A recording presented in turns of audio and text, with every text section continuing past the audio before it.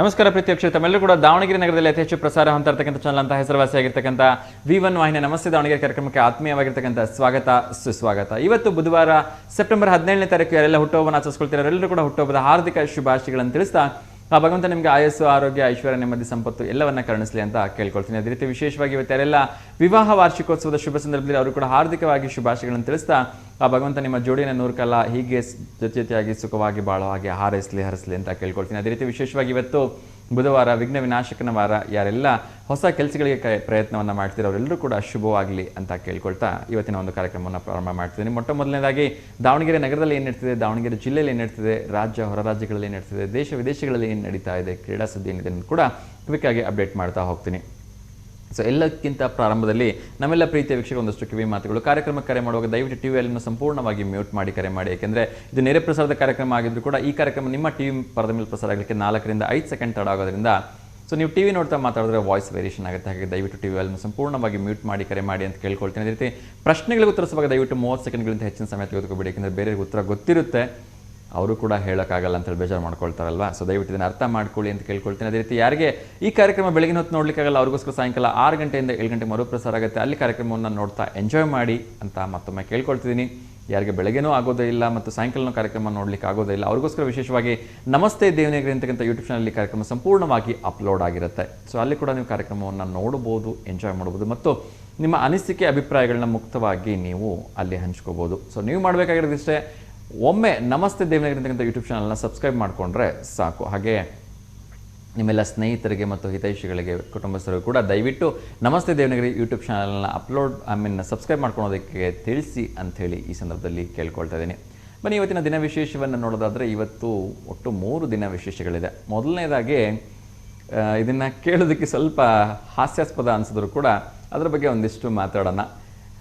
National responsible dog owners day ಅಂತ, ಅಂದರೆ ಜವಾಬ್ದಾರಿಯುತ ನಾಯಿಯ ಮಾಲೀಕರಾಗಿ ಹೇಗೆ ನಡ್ಕೋಬೇಕು ಅಂತಕ್ಕಂಥ ದಿವಸ. ಇನ್ನು ಎರಡನೇದಾಗಿ ಇಂಟರ್ನ್ಯಾಷನಲ್ ಮ್ಯೂಸಿಕ್ ಡೇ ಕೂಡ ಇದೆ, ಕಂಟ್ರಿ ಮ್ಯೂಸಿಕ್ ಡೇ, ಅಂದರೆ ಒಂದು ದೇಶದ ಸಂಗೀತದ ಆಸಕ್ತಿಯ ಕುರಿತಾಗಿರ್ತಕ್ಕಂಥ ದಿವಸ. ಇನ್ನು ಮೂರನೇ ದಿವಸ ಅಂದರೆ ಇಂಟರ್ನ್ಯಾಷನಲ್ ಪೇಷಂಟ್ ಸೇಫ್ಟಿ ಡೇ, ಅಂದರೆ ಅನಾರೋಗ್ಯದಲ್ಲಿ ಇರತಕ್ಕಂಥವರ ಒಂದು ಮುತುವರ್ಜಿ ಅಥವಾ ಕಾಳಜಿಯಿಂದ ಯಾವುದೇ ರೀತಿ ತೊಂದರೆ ಆಗದಿರೋ ಹಾಗೆ ನೋಡ್ಕೊಳ್ಳೋದು ಹೇಗೆ ಅಂತಕ್ಕಂಥ ಒಂದು ಪೇಷಂಟ್ ಸೇಫ್ಟಿ ಡೇ ಇದೆ. ಇನ್ನೂ ವಿಶೇಷವಾಗಿ ನಮ್ಮ ಕರ್ನಾಟಕದಲ್ಲಿ ದಿನ ವಿಶೇಷವನ್ನು ನೋಡೋದಾದರೆ ಇವತ್ತು ಏಕಾದಶಿ. ಇದಿಷ್ಟು ವಿಚಾರಗಳನ್ನು ನೋಡ್ತಾ ಹೋಗೋಣ. ಹಾಗೆ ನಮ್ಮೆಲ್ಲ ಕಾರ್ಯಕ್ರಮಕ್ಕೆ ಕರೆ ಮಾಡ್ತಕ್ಕಂಥ ಕಾರ್ಯಕ್ರಮದ ವೀಕ್ಷಕರ ಜೊತೆನೂ ಕೂಡ ಸಾಕಷ್ಟು ವಿಚಾರಗಳನ್ನ ಮಾತಾಡ್ತಾ ಹೋಗೋಣ. ಎಂದಿನಂತೆ ಇನ್ನೊಮ್ಮೆ ಮತ್ತೆ ನಾನು ಹೇಳ್ತೀನಿ ಅಂತ ಯಾರು ಅನ್ಯಥಾ ಭಾವಿಸ್ಬೇಡಿ. ಇನ್ನು ಕೇವಲ 3 ದಿವಸ ಮಾತ್ರ ಇದೆ, ಬುಧವಾರ, ಗುರುವಾರ, ಶುಕ್ರವಾರ. ಶನಿವಾರ ಹೆಚ್ಚು ಕಡಿಮೆ ಸಂಜೆಯಿಂದನೇ ಅಮಾವಾಸ್ಯೆ ಶುರುವಾಗ್ಬಿಡುತ್ತೆ. ಹಾಗಾಗಿ ಅವತ್ತಿನ ದಿವಸ ಮಾಡ್ತಕ್ಕಂಥವ್ರಿಗೂ ಕೂಡ ಅದು ಒಂದು ಇದ್ದೇ ಇದೆ. ಸೊ ಪಿತೃಪಕ್ಷ, ನಿಮ್ಮ ಕುಟುಂಬದ ಹಿರಿಯರಿಗೆ ಯಾರೆಲ್ಲ ಇದುವರೆಗೂ ಕೂಡ ಅನ್ನದಾನ ಅಂತ ಹೇಳಬಾರ್ದು, ಅನ್ನವನ್ನು ನೀಡಿಲ್ಲ ಅಥವಾ ಒಂದು ಪಿತೃಪಕ್ಷವನ್ನು ಮಾಡಲಿಕ್ಕೆ ಆಗಿಲ್ಲ, ದಯವಿಟ್ಟು ಇನ್ನು ಉಳಿದಿರ್ತಕ್ಕಂಥ 3 ಅಥವಾ 4 ದಿನಗಳ ಒಳಗಡೆ ಅದನ್ನು ಮಾಡಿ ಮುಗಿಸಿ. ಒಮ್ಮೆ ಅಮಾವಾಸ್ಯೆ ಆದ ನಂತರ ಅದು ಪಿತೃಪಕ್ಷಕ್ಕೆ ಬರೋದಿಲ್ಲ. ಹಾಗಾಗಿ ಅಮಾವಾಸ್ಯೆ ಒಳಗಡೆ ನೀವು ಪಿತೃಪಕ್ಷವನ್ನು ಮಾಡ್ತಕ್ಕಂಥದ್ದು ತುಂಬ ಮುಖ್ಯ ಆಗುತ್ತೆ. ಹಾಗಾಗಿ ದಯವಿಟ್ಟು ಎಷ್ಟೇ ಕೆಲಸದಲ್ಲಿ ಒತ್ತಡ ಇದ್ದರೂ ಕೂಡ, ಯಾಕೆಂದರೆ ಈ ಶಬ್ದವನ್ನು ಯಾಕೆ ಹೇಳ್ತಿದ್ದೀನಿ ಕೆಲಸದ ಒತ್ತಡ ಅಂತ ಹೇಳಿದ್ರೆ, ಇವತ್ತು ಪ್ರತಿಯೊಬ್ಬರಿಗೂ ಕೂಡ ದುಡಿಬೇಕು, ಹಣ ಗಳಿಸ್ಬೇಕು, ಒಂದಷ್ಟು ಕಮಿಟ್ಮೆಂಟ್ಗಳಿರುತ್ತೆ. ಆ ಕಮಿಟ್ಮೆಂಟ್ಗಳನ್ನೆಲ್ಲ ಮೆಟ್ಟಿ ನಿಲ್ಲೋದು ತುಂಬ ಕಷ್ಟ. ಆ ಥರ ಕಮಿಟ್ಮೆಂಟ್ಗಳನ್ನ ಪ್ರತಿಯೊಬ್ಬರು ಮಾಡ್ಕೊಂಡ್ಬಿಟ್ಟಿದ್ದೀರಿ. ಕೆಲವೊಬ್ಬರಿಗೆ 2-3 ಕಡೆ ಕೆಲಸ ಮಾಡಿದ್ರು ಕೂಡ ಹಣವನ್ನು ಹೊಂದೋಕ್ಕೆ ಸಾಕಾಗಲ್ಲ. ಅಷ್ಟೊಂದು ಕಷ್ಟಗಳಲ್ಲಿ ಎಲ್ಲರೂ ಇರ್ತೀರಿ. ಆದರೆ ಅದು ತಪ್ಪು ಅಂತ ನಾನು ಹೇಳಲ್ಲ. ಅದರ ಮಧ್ಯೆ ಕುಟುಂಬಕ್ಕೋಸ್ಕರ, ಕುಟುಂಬದ ಒಂದು ಒಳಿತಿಗೋಸ್ಕರ ಸಾಕಷ್ಟು ವರ್ಷಗಳ ಕಾಲ ಸೇವೆಯನ್ನು ಸಲ್ಲಿಸಿ ನಮ್ಮನ್ನೆಲ್ಲ ಅಗಲಿ ಹೋಗಿರ್ತಕ್ಕಂಥ ಹಿರಿಯರನ್ನ ನೆನೆಸ್ಕೊಳೋದಕ್ಕೆ 1 ದಿವಸ ಅಂತ ಮೀಸಲಿಡಬೇಕಲ್ವ. ಸೊ ಯಾರಿಗೆಲ್ಲ ಸಾಧ್ಯವಾಗಲ್ಲ ಈ ಒಂದು ವಾರಾಂತ್ಯದಲ್ಲಿ ಮಾಡಲಿಕ್ಕೆ, ದಯವಿಟ್ಟು ಶನಿವಾರ ಮತ್ತು ಭಾನುವಾರ 2 ದಿವಸಗಳಲ್ಲಿ ಯಾವುದಾದ್ರೂ ಒಂದು ಮುಗಿಸಿ ಮಾಡಿ. ಏಕೆಂದರೆ ಭಾನುವಾರ ಮಾಡಲಿಕ್ಕೆ ಕೊನೆಯ ದಿವಸ, ಅವತ್ತಂತೂ ಎಂಥ ಶಾಲೆ ಕಾಲೇಜ್ಗಳಿಗೆಲ್ಗೂ ರಜಾ ಇರುತ್ತೆ, ನಿಮ್ಮ ಕೆಲಸಗಳಿಗೂ ರಜಾ ಇರುತ್ತೆ. ಈವನ್ ಪ್ರೈವೇಟ್ನವ್ರಿಗಂತೂ ಅವತ್ತು ಕೂಡ ರಜಾ ಇರಲ್ಲ, ಈ ಅಂಗಡಿಯ ಮುಂಗಟ್ಟುಗಳೆಲ್ಲ ಮಾಡ್ಕೊಂಡ್ರವ್ರಿಗೆ. ಆದರೆ ದಯವಿಟ್ಟು ಅವತ್ತು 1 ದಿವಸ ಕೆಲಸ ರಜಾ ಆದರೂ ಪರವಾಗಿಲ್ಲ, ಅಥವಾ ಮಧ್ಯಾಹ್ನದವರೆಗೂ ರಜಾ ಮಾಡ್ಕೊಂಡಾದರೂ ನಿಮ್ಮ ಒಂದು ಕುಲಪಿತೃಗಳಿಗೆ ಯಾರೆಲ್ಲ ಇದ್ದಾರೆ, ನಿಮ್ಮ ಕುಲದ ಬಂಧುಗಳಿದ್ದಾರೆ, ಅವರೆಲ್ಲರಿಗೂ ಒಂದು ತುತ್ತು ಅನ್ನವನ್ನು ಹಾಕೋ ಕೆಲಸವನ್ನು ಮಾಡಿ. ಏಕೆಂದರೆ ಅವರು ನೆಮ್ಮದಿಯಿಂದ ಅಲ್ಲಿ ಇದ್ದಾರೆ ಅಂದರೆ ಅವರು ದೇವತೆಗಳ ಹತ್ರ ಕೇಳ್ಕೊಳ್ತಾರಂತೆ, ನನ್ನ ಕುಟುಂಬದ ಈ ವ್ಯಕ್ತಿ ಕಷ್ಟದಲ್ಲಿದ್ದಾನೆ, ಅವನಿಗೆ ಸಹಾಯ ಮಾಡು ಭಗವಂತ ಅಂತೇಳಿ. ಸೊ ಭಗವಂತನಿಗೆ ನಾವು ಇಲ್ಲಿಂದ ಕಳಿಸೋ ಮೆಸೇಜ್ ಲೇಟ್ ಆಗ್ಬೋದು, ಆದರೆ ಭಗವಂತನ ಪಕ್ಕದಲ್ಲೇ ಇರ್ತಕ್ಕಂಥವ್ರು ಕೊಡೋ ಮೆಸೇಜ್ ಬೇಗ ತಲುಪುತ್ತಲ್ವ. ಸೊ ಹಾಗಾಗಿ ದಯವಿಟ್ಟು ಅನ್ಯಥಾ ಭಾವಿಸ್ಬೇಡಿ, ಇದನ್ನು ಮತ್ತೊಮ್ಮೆ ಹೇಳಿದೆ ಅನ್ನೋ ಕಾರಣಕ್ಕೆ. ಇನ್ನು ಇವತ್ತಿನ ದಿನ ವಿಶೇಷದಲ್ಲಿ ಮಾತಾಡ್ತಾ ಹೋಗುವಾಗ ನಾನು ಫಸ್ಟಿಗೆ ಹೇಳಿದೆ ಯಾರು ಅನ್ಯಥಾ ಭಾವಿಸಬಾರ್ದು ಅಂಥೇಳಿ. So national responsible dog owner day ಅಂತ ಅಂದರೆ ನಾಯಿಯ ಒಂದು ಜವಾಬ್ದಾರಿಯುತ ಒಂದು ಮಾಲೀಕರು ಹೇಗಿರಬೇಕು ಅಂತ. ಯಾರು ಇದನ್ನು ಅನ್ಯಥಾ ಭಾವಿಸ್ಬೇಡಿ. ನಾನು ತುಂಬ ಸರಿ ಹೋಗುವಾಗ ನೋಡ್ತಾ ಇರ್ತೀನಿ, ಎಲ್ಲರೂ ಕೂಡ ಬೆಳಗ್ಗೆ ನಾಯಿಯನ್ನು ವಾಕಿಂಗ್ ಕರ್ಕೊಂಡು ಹೋಗ್ತಾರೆ. ಯಾಕೆ ಹೋಗ್ತಾರೆ ಅಂತ ಅನ್ಸಿದ್ರೆ ಕೇಳೋದಕ್ಕೆ ಸ್ವಲ್ಪ ಬೇಜಾರಾಗ್ಬೋದು. ಏಕೆಂದರೆ ಕರ್ಕೊಂಡು ಹೋಗಲಿಲ್ಲ ಅಂದರೆ ಆ ನಾಯಿ ನಮ್ಮನೆ ಹತ್ರ ಗಲೀಜು ಮಾಡಿಬಿಡತ್ತೆ ಅಂತ. ಸೊ ಬೇಜಾರಾಗತ್ತೆ ಇದನ್ನು ಹೇಳಿದ್ರೆ. ದಯವಿಟ್ಟು ಮತ್ತೆ ಹೇಳ್ತಾ ಇದ್ದೀನಿ, ಅನ್ಯಥಾ ಭಾವಿಸ್ಬೇಡಿ. ಕರ್ಕೊಂಡು ಹೋಗಿ ಸಂತೋಷ, ನಿಮ್ಮನೆ ಹತ್ರ ಗಲೀಜು ಆಗಬಾರ್ದು ಸಂತೋಷ. ಆದರೆ ಅದೇ ನಾಯಿ ಹೋಗ್ಬಿಟ್ಟು ಬೇರೆಯವ್ರ ಕಾರ್ ಮುಂದೆ ಗಲೀಜು ಮಾಡುವಾಗ, ಬೇರೆಯವ್ರ ಮನೆ ಮುಂದೆ ಗಲೀಜು ಮಾಡುವಾಗ ನಾವು ಸುಮ್ಮನೆ ನಿಂತ್ಕೊಳ್ತಕ್ಕಂಥದ್ದು ಮನುಷ್ಯತ್ವನ. ನಮ್ಮದೇ ಕಾರ್ ಆದರೆ ನಮ್ಮದೇ ಬೈಕ್ ಆದರೆ ಆ ಗಲೀಜು ಮಾಡೋದಕ್ಕೆ ಬಿಡ್ತೀವ? ಸೊ ಈ ಥರ ತಪ್ಪುಗಳು ನಾನು ತುಂಬ ಸರಿ ನೋಡ್ತಾ ಇರ್ತೀನಿ. ಅನಿಸುತ್ತೆ, ಮನಸ್ಸಿಗೆ ಬೇಜಾರು ಅನಿಸುತ್ತೆ, ಯಾಕೆ ಇವ್ರು ಹೀಗೆ ಮಾಡ್ತಾರೆ? ಇವ್ರದೇ ಕಾರ್ಗಳಾದ್ರೆ ಇವ್ರು ಹೀಗೆ ಮಾಡ್ಕೊಳಕ್ಕೆ ಬಿಡ್ತಾರಾ? ಅಥವಾ ಇವ್ರದೇ ಒಂದು ಬೈಕ್ ಆದರೆ ಇವ್ರು ಹೀಗೆ ಮಾಡ್ಕೊಳಕ್ಕೆ ಬಿಡ್ತಾರೆ ಅಂತ. ಸೊ ದಯವಿಟ್ಟು ಆ ತಪ್ಪುಗಳನ್ನು ಮಾಡಬೇಡಿ. ಬೇರೆಯವ್ರ ಮನೆ ಮುಂದೆ ದಯವಿಟ್ಟು ಹೋಗಿ ಗಲೀಜು ಮಾಡಿಸ್ಬೇಡಿ. ಎಲ್ಲಾದರೂ ಆ ಖಾಲಿ ಜಾಗ ಇದ್ದರೆ, ಆ ಒಂದು ಯಾರು ಓಡಾಡ್ತಾ ಇರ್ತಕ್ಕಂಥ ಜಾಗ ಇದ್ದರೆ ಅಲ್ಲಿ ಹೋಗಿ ಮಾಡಲಿ. ಪಾಪ ಆ ನಾಯಿಗಳು ಮಾಡಬಾರ್ದು ಅಂತ ನಾವು ಹೇಳೋಕ್ಕಾಗಲ್ಲ. ಅವು ತಮ್ಮ ದಿನನಿತ್ಯದ ಕರ್ಮಗಳನ್ನು ಮುಗಿಸ್ಬೇಕಲ್ವಾ? ಆದರೆ ಅದಕ್ಕೋಸ್ಕರ ಒಂದು ಸ್ಪೇಸ್ ಅಂತ ಮಾಡಿ ಅಲ್ಲಿ ಹೋಗ್ಬಿಟ್ಟು ಮಾಡಿಸಿ. ನಮ್ಮನೆ ಹತ್ರ ಗಲೀಜಾಗಬಾರ್ದು ಅನ್ನೋ ಕಾರಣಕ್ಕೆ, ನಮ್ಮನೆ ಸ್ವಚ್ಛವಾಗಿರಬೇಕು ಅನ್ನೋ ಕಾರಣಕ್ಕೆ ಎದುರುಗಡೆ ಮನೆಯವ್ರದ್ದು ಪಕ್ಕದ ಮನೆಯವ್ರದ್ದು ಬೈಕಿಗೆ ಹೋಗ್ಬಿಟ್ಟು ಏನೋ ಸೂಸು ಮಾಡಿಸೋದು, ಅಲ್ಲಿ ಗಲೀಜು ಮಾಡಿಸೋದು ಎಷ್ಟು ಮಟ್ಟಿಗೆ ಸರಿ ಅಲ್ವಾ? ಸೊ ದಯವಿಟ್ಟು ಈ ಥರ ತಪ್ಪುಗಳನ್ನು ಯಾರೂ ಮಾಡಬೇಡಿ. ಮತ್ತೊಮ್ಮೆ ಹೇಳ್ತಿದ್ದೀನಿ, ಯಾರಿಗೂ ಹರ್ಟ್ ಮಾಡೋಕ್ಕೋಸ್ಕರ ಈ ವಿಚಾರವನ್ನು ಹೇಳ್ತಿಲ್ಲ. ನಾನು ಕಣ್ಣಾರೆ ಕಂಡಂತಹ ಘಟನೆಗಳನ್ನು ಪ್ರತಿನಿತ್ಯ ನೋಡ್ತೀನಿ ನಾನು ಇದನ್ನು. ಹಾಗಾಗಿ ಅದನ್ನು ದಯವಿಟ್ಟು ಅರ್ಥ ಮಾಡ್ಕೊಳ್ಳಿ ಅನ್ನೋ ಕಾರಣಕ್ಕೆ ಇವತ್ತು ಹೇಳ್ತಾ ಇದ್ದೀನಿ, ಆ ಒಂದು ಡೇ ಇರೋದ್ರಿಂದ. ಆಮೇಲೆ ಇನ್ನೊಂದು ನೆನ್ಪಿಟ್ಕೊಳ್ಳಿ, ಇತ್ತೀಚೆಗೆ ನಾಯಿ ಓನರ್ಗಳಿಗೆಲ್ಲರೂ ಕೂಡ ಗೊತ್ತಿರುತ್ತೆ, ಬಟ್ ಸ್ಟಿಲ್ ಯಾರಿಗೆ ಗೊತ್ತಿಲ್ಲ ಅವ್ರು ತಿಳ್ಕೊಳ್ಳಿ ಅನ್ನೋ ಒಂದು ಕಾರಣಕ್ಕೆ ಹೇಳ್ತಾ ಇದ್ದೀನಿ. ಒಂದು ವೇಳೆ ನಿಮ್ಮ ಮನೆಯ ಸಾಕು ನಾಯಿ ಏನಾದರೂ ಸಾರ್ವಜನಿಕರಿಗೆ ತೊಂದರೆ ಕೊಟ್ಟರೆ, ಸಾರ್ವಜನಿಕರಿಗೆ ಕಡ್ದಿದ್ದೇ ಆದರೆ ಆ ಓನರ್ಗೆ 3 ತಿಂಗಳ ಕಾಲ ಜೈಲು ಶಿಕ್ಷೆ ಆಗ್ಬೋದು. ಮತ್ತು ಆ ವ್ಯಕ್ತಿಯ ಯಾರು ಕಡಿಸ್ಕೊಂಡಿರ್ತಾರಲ್ಲ ಅದ್ರ ಸಂಪೂರ್ಣ ವೆಚ್ಚವನ್ನು ನೀವೇ ಕೊಡಬೇಕಾಗತ್ತೆ. ಅದು 1 ಲಕ್ಷ ಆಗುತ್ತೋ, 10,000 ಆಗುತ್ತೋ, 5,000 ಆಗುತ್ತೋ ಗೊತ್ತಿಲ್ಲ. ಆತನಿಗೆ 1 ರಿಂದ 2 ತಿಂಗಳ ಕಾಲ ಬೆಡ್ ರೆಸ್ಟ್ ಬೇಕು ಅಂದರೂ ಕೂಡ ಅದರ ಸಂಪೂರ್ಣ ಅವರ ಖರ್ಚು ವೆಚ್ಚ ಏನು ಬರುತ್ತೆ 2 ತಿಂಗಳ ಕಾಲ, ಆ ಖರ್ಚನ್ನು ವಹಿಸ್ಕೋಬೇಕಾಗತ್ತೆ ನೀವು. ಇದನ್ನು ನಾನು ಹೇಳ್ತಾ ಇಲ್ಲ, ಹೈಕೋರ್ಟ್ ಹೇಳಿದೆ. ಸೊ ಹಾಗಾಗಿ ನಾಯಿ ಸಾಕ್ತಕ್ಕಂಥವ್ರು ದಯವಿಟ್ಟು ನಾಯಿಗೆ ಒಂದು ಮುಖವಾಡನೋ ಏನೋ ಹಾಕ್ಬಿಟ್ಟು ಬೇರೆ ತೊಂದರೆ ಕೊಡದಿರೋಕೆ ನೋಡ್ಕೊಳ್ಳಿ. ಇಲ್ಲಾಂದರೆ ಅನಾವಶ್ಯಕವಾಗಿ ಮತ್ತಷ್ಟು ಬರ್ಡನ್ ನಿಮ್ಮ ತಲೆ ಮೇಲೆ ತಂದ್ಕೊಳ್ತೀರಿ. ಇನ್ನೊಂದು ಕರೆ ಬರ್ತದೆ, ಅವ್ರ ಜೊತೆ ಮಾತಾಡೋಣ. ನಮಸ್ತೆ ದಾವನ್. ಕರೆ ಕಟ್ಟಾಯಿತು ಅನ್ಸುತ್ತೆ. ಎಸ್, ಇದು ಹೈಕೋರ್ಟ್ನಲ್ಲಿ ಬಂದಿರತಕ್ಕಂಥ ಆದೇಶ. ಹಾಗಾಗಿ ದಯವಿಟ್ಟು ಎಲ್ಲರೂ ನಿಮ್ಮ ನಾಯಿಗಳಿಗೆ ಆ ರೀತಿ ತೊಂದರೆ ಯಾರಿಗೂ ಆಗದೇ ಇರಲಿ ಅಂತಕ್ಕಂಥ ಒಂದು ವಿಚಾರವಾಗಿ ಹೇಳ್ತಿದ್ದೀನಿ. ಏಕೆಂದರೆ ಇತ್ತೀಚೆಗೆ ತುಂಬ ಚಿಕ್ಕ ಮಕ್ಕಳ ಮೇಲೆ ನಾಯಿಗಳು ಹಾವಳಿ ಮಾಡಿ ಸಾಕಷ್ಟು ಸಾವು ನೋವು ಸಂಭವಿಸಿದೆ. ನಮ್ಮ ಒಂದು ಕರ್ನಾಟಕದಲ್ಲೇ ಹೆಚ್ಚು ಕಡಿಮೆ 5 ರಿಂದ 6 ಮಕ್ಕಳು ಕಳೆದ 2 ತಿಂಗಳಲ್ಲಿ ಈ ಒಂದು ರೇಬಿಸ್ ಕಾಯಿಲೆಯಿಂದ ಮೃತಪಟ್ಟಿರ್ತಕ್ಕಂಥ ಒಂದು ರೆಕಾರ್ಡ್ ನಮ್ಮ ಹತ್ರ ಇದೆ. ಸೊ ಹಾಗಾಗಿ ದಯವಿಟ್ಟು ಕೇಳ್ಕೊಳ್ತಿದ್ದೀನಿ, ನಾಯಿಯನ್ನು ಸಾಕ್ತಾ ಇರ್ತಕ್ಕಂಥವ್ರು ಒಂದು ಹುಷಾರಾಗಿರಿ. ಅದ್ರ ಜೊತೆಗೆ ಪಬ್ಲಿಕ್ಕಲ್ಲಿ ಯಾರೂ ನಾಯಿಗೆ ಆಹಾರ ಕೊಡಬಾರ್ದು ಅಂತಕ್ಕಂಥ ಕಟ್ಟಪ್ಪಣೆಯನ್ನು ಕೂಡ ಕೋರ್ಟಿಂದ ಹೇಳಲಾಗಿದೆ. ಸೊ ದಯವಿಟ್ಟು ಎಚ್ಚರಿಕೆಯಿಂದ ಇರಿ, ಯಾರು ಕೂಡ ತೊಂದರೆಗೊಳಗಾಗಬೇಡಿ. ಹಾಗಂತ ನಾವು ನಾಯಿ ಸಾಯಬೇಕು ಅಂತ ಹೇಳ್ತಿಲ್ಲ, ಅಥವಾ ಸಾಕು ನಾಯಿನ ಸಾಕೋಬೇಡಿ ಅಂತ ಹೇಳ್ತಿಲ್ಲ. ಸೊ ನಿಮ್ಮ ಹುಷಾರಿಲ್ಲಿ ನೀವಿರಿ. ಅದಕ್ಕೆ ಒಳ್ಳೆಯದನ್ನು ಮಾಡೋಕ್ಕೆ ಹೋಗಿ ನೀವು ಮತ್ತೆ ತೊಂದರೆ ಸಿಗಿ ಹಾಕ್ಕೊಳೋದು ಬೇಡ ಅಲ್ವಾ? ಇನ್ನೊಂದು ಕರೆ ಬರ್ತಿದೆ, ಅವ್ರ ಜೊತೆ ಮಾತಾಡೋಣ. ನಮಸ್ತೆ ದಾವಣಗೆರೆ. ನಮಸ್ತೆ ಸರ್. ನಮಸ್ತೆ ಮಾ, ತಮ್ಮ ಹೆಸರು? ಲತಾ ಅಂತ ಸರ್. ಲತಾ, ಎಲ್ಲಿಂದ ಕರೆ ಮಾಡಿರೋದಮ್ಮ? ದಾವಣಗೆರೆನ ಸರ್. ದಾವಣಗೆರೆ. ಹೇಳಿಮ್ಮ, ಯಾಕಾದ್ರೂ ಶುಭಾಶಯ ಹೇಳಬೇಕಾ? ಯಾರಿಗೂ ಇಲ್ಲ ಸರ್. ಓಕೆ, ನಿಮಗೆ ಗುಡ್ ಮಾರ್ನಿಂಗ್ ಹೇಳ್ಬೇಕಾಯ್ತು. ಥ್ಯಾಂಕ್ ಯು ಸೊ ಮಚ್ ಮಾ. ನಿಮಗೂ ಕೂಡ ಗುಡ್ ಮಾರ್ನಿಂಗ್, ಶುಭೋದಯ. ತಿಂಡಿ ಆಯ್ತಾ? ಹಾ ಸರ್, ಆಯ್ತು. ನಿಮ್ದು? ನಮ್ಮದು ಇಲ್ಲಮ್ಮ, ಇವತ್ತು ಏಕಾದಶಿ ಅಲ್ವಾ, ಹಾಗಾಗಿ. ಹೌದಾ ಸರ್? ಓಕೆ, ಏನು ತಿಂಡಿ ತಿಂದ್ರಿ?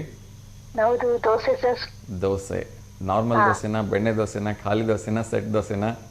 ನೀರ್ ದೋಸೆ ಸರ್. Wow, super. ನಮ್ಮ ಮಂಗಳೂರು ನೀರು ದೋಸೆ. ಹಾ ಸರ್, ನಾವು ಆ ಕಡೆ ಎಲ್ಲ ಸಿರ್ಸಿಯವರೇ ಆಗ್ತೀವಿ. Okay okay, super.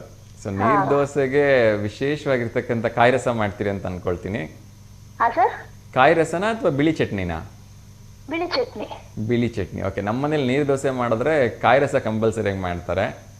ಇಲ್ಲ ಸರ್, ಇಲ್ಲಿ ಅಂದ್ರೆ ಅಲ್ಲಿ ನಮ್ಮ ಅತ್ತೆ ಮಾವ ಎಲ್ಲ ಹುಟ್ಟು ಬೆಳೆದಿದ್ದು ಅಲ್ಲೇನೆ. ಇವರು ನಮ್ಮ ಮನೆಯವರು ಎಲ್ಲ ಹುಟ್ಟು ಬೆಳೆದಿದ್ದು ಇಲ್ಲಿ. ಓಕೆ, ಹಂಗಾಗಿ ಅವ್ರಿಗೆ ಆ ಟೇಸ್ಟ್ ಅಷ್ಟು ಇಷ್ಟ ಆಗಲ್ಲ. ಓಕೆ ಓಕೆ, ತೊಂದರೆ ಇಲ್ಲಮ್ಮ. ಸೊ ಕೆಲವೊಂದು ಕಡೆ ಬಂದಾಗ ಕೆಲವೊಂದು ಕಡೆ ನಾವು ಆಹಾರಗಳಿಗೆ ಅನ್ವಯ ಆಗೋಗ್ಬಿಟ್ಟಿರ್ತೀವಿ ಅಲ್ವಾ? ಹಾ ಸರ್, ಅಂದ್ರೆ ಆ ಕಡೆಗೆಲ್ಲ ಡೈಲಿ ನೀರ್ ದೋಸೆನೇ. ಸಾರಿ, ಅಲ್ಲಿ ಆ ಕಡೆ ಸೈಡ್ ಎಲ್ಲ ಡೈಲಿ ನೀರ್ ದೋಸೆನೇ ಅಂದೆ. ಹೌದು ಹೌದು, ಅದು ನಿಜವಾಗ್ಲೂ ಕೂಡ ಎಷ್ಟು ದೋಸೆ ತಿಂದರೂ ಹೊಟ್ಟೆ ತುಂಬಲ್ಲ. ಅದೇನೋ ಒಂಥರ ಖುಷಿ ಇರುತ್ತೆ ತಿನ್ಲಿಕ್ಕೆ. ಅದರಲ್ಲಿ ಒಂಚೂರು ಮಳೆಗಾಲ ಚಳಿಗಾಲದಲ್ಲಿ ಬಿಸಿ ಬಿಸಿ ನೀರ್ ದೋಸೆ ತಿನ್ನೋದೇ ಒಂದು ಮಜಾ. ಹೌದು ಸರ್, ಅದ್ರಲ್ಲಿ ಆದ್ರೆ ಕಾಯಿ ಎಲ್ಲ ಹಾಕಿ ರುಬ್ಬಿಡ್ತಾರಲ್ಲ, ಅದು ಒಂಥರ ಟೇಸ್ಟ್ ಇರುತ್ತೆ ಸರ್. ಇನ್ನು ಹೌದು ಹೌದು, ಆ ಕಡೆ ನಮ್ಮ ಸಿರ್ಸಿ ಮಂಗಳೂರು ಕಡೆ ಕುಂದಾಪುರ ಉಡುಪಿ ಕಡೆ ಎಲ್ಲ ಈ ತೆಳು ಬೆಲ್ಲ ಬರುತ್ತೆ ಅದಕ್ಕೆ ಹಚ್ಕೊಂಡು ತಿನ್ಲಿಕ್ಕೆ. ಹಾ ಸರ್, ನಮ್ಮ ಮಾವಂದು ಕುಂದಾಪುರ, ನಮ್ಮ ಅತ್ತೆದು ಸಿರ್ಸಿ. ಹೌದಾ, ಓಕೆ. ನಮ್ಮ ಕುಂದಾಪುರದ ಹತ್ರ ನಮ್ಮೂರು ಕೋಟೇಶ್ವರ.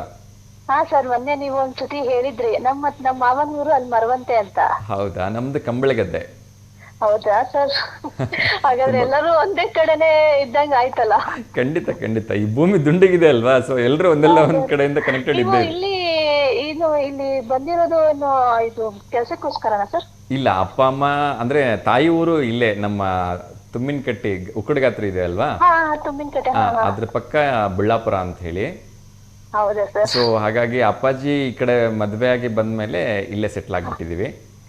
ಹೌದಾ ಸರ್, ಅಂದ್ರೆ ನಮ್ದು ಪ್ರಾಪರ್ ಇಲ್ಲೇ ಇರೋದು ನಾವು. ನಮ್ದು ನಮ್ಮ ಮನೆಯದು ಲವ್ ಮ್ಯಾರೇಜ್, ಇಂಟರ್ ಕಾಸ್ಟ್ ಆಗಿರೋದು. ಓಕೆ. ನಮ್ದು ಬ್ರಾಹ್ಮಿನ್ಸ್ ಅಲ್ಲಿ ವೈಷ್ಣವರು ಬರುತ್ತೆ ಸರ್, ಅವರು ದೇವಾಡಿಗ ಅಂತ ಕ್ಯಾಸ್ಟ್. Okay okay.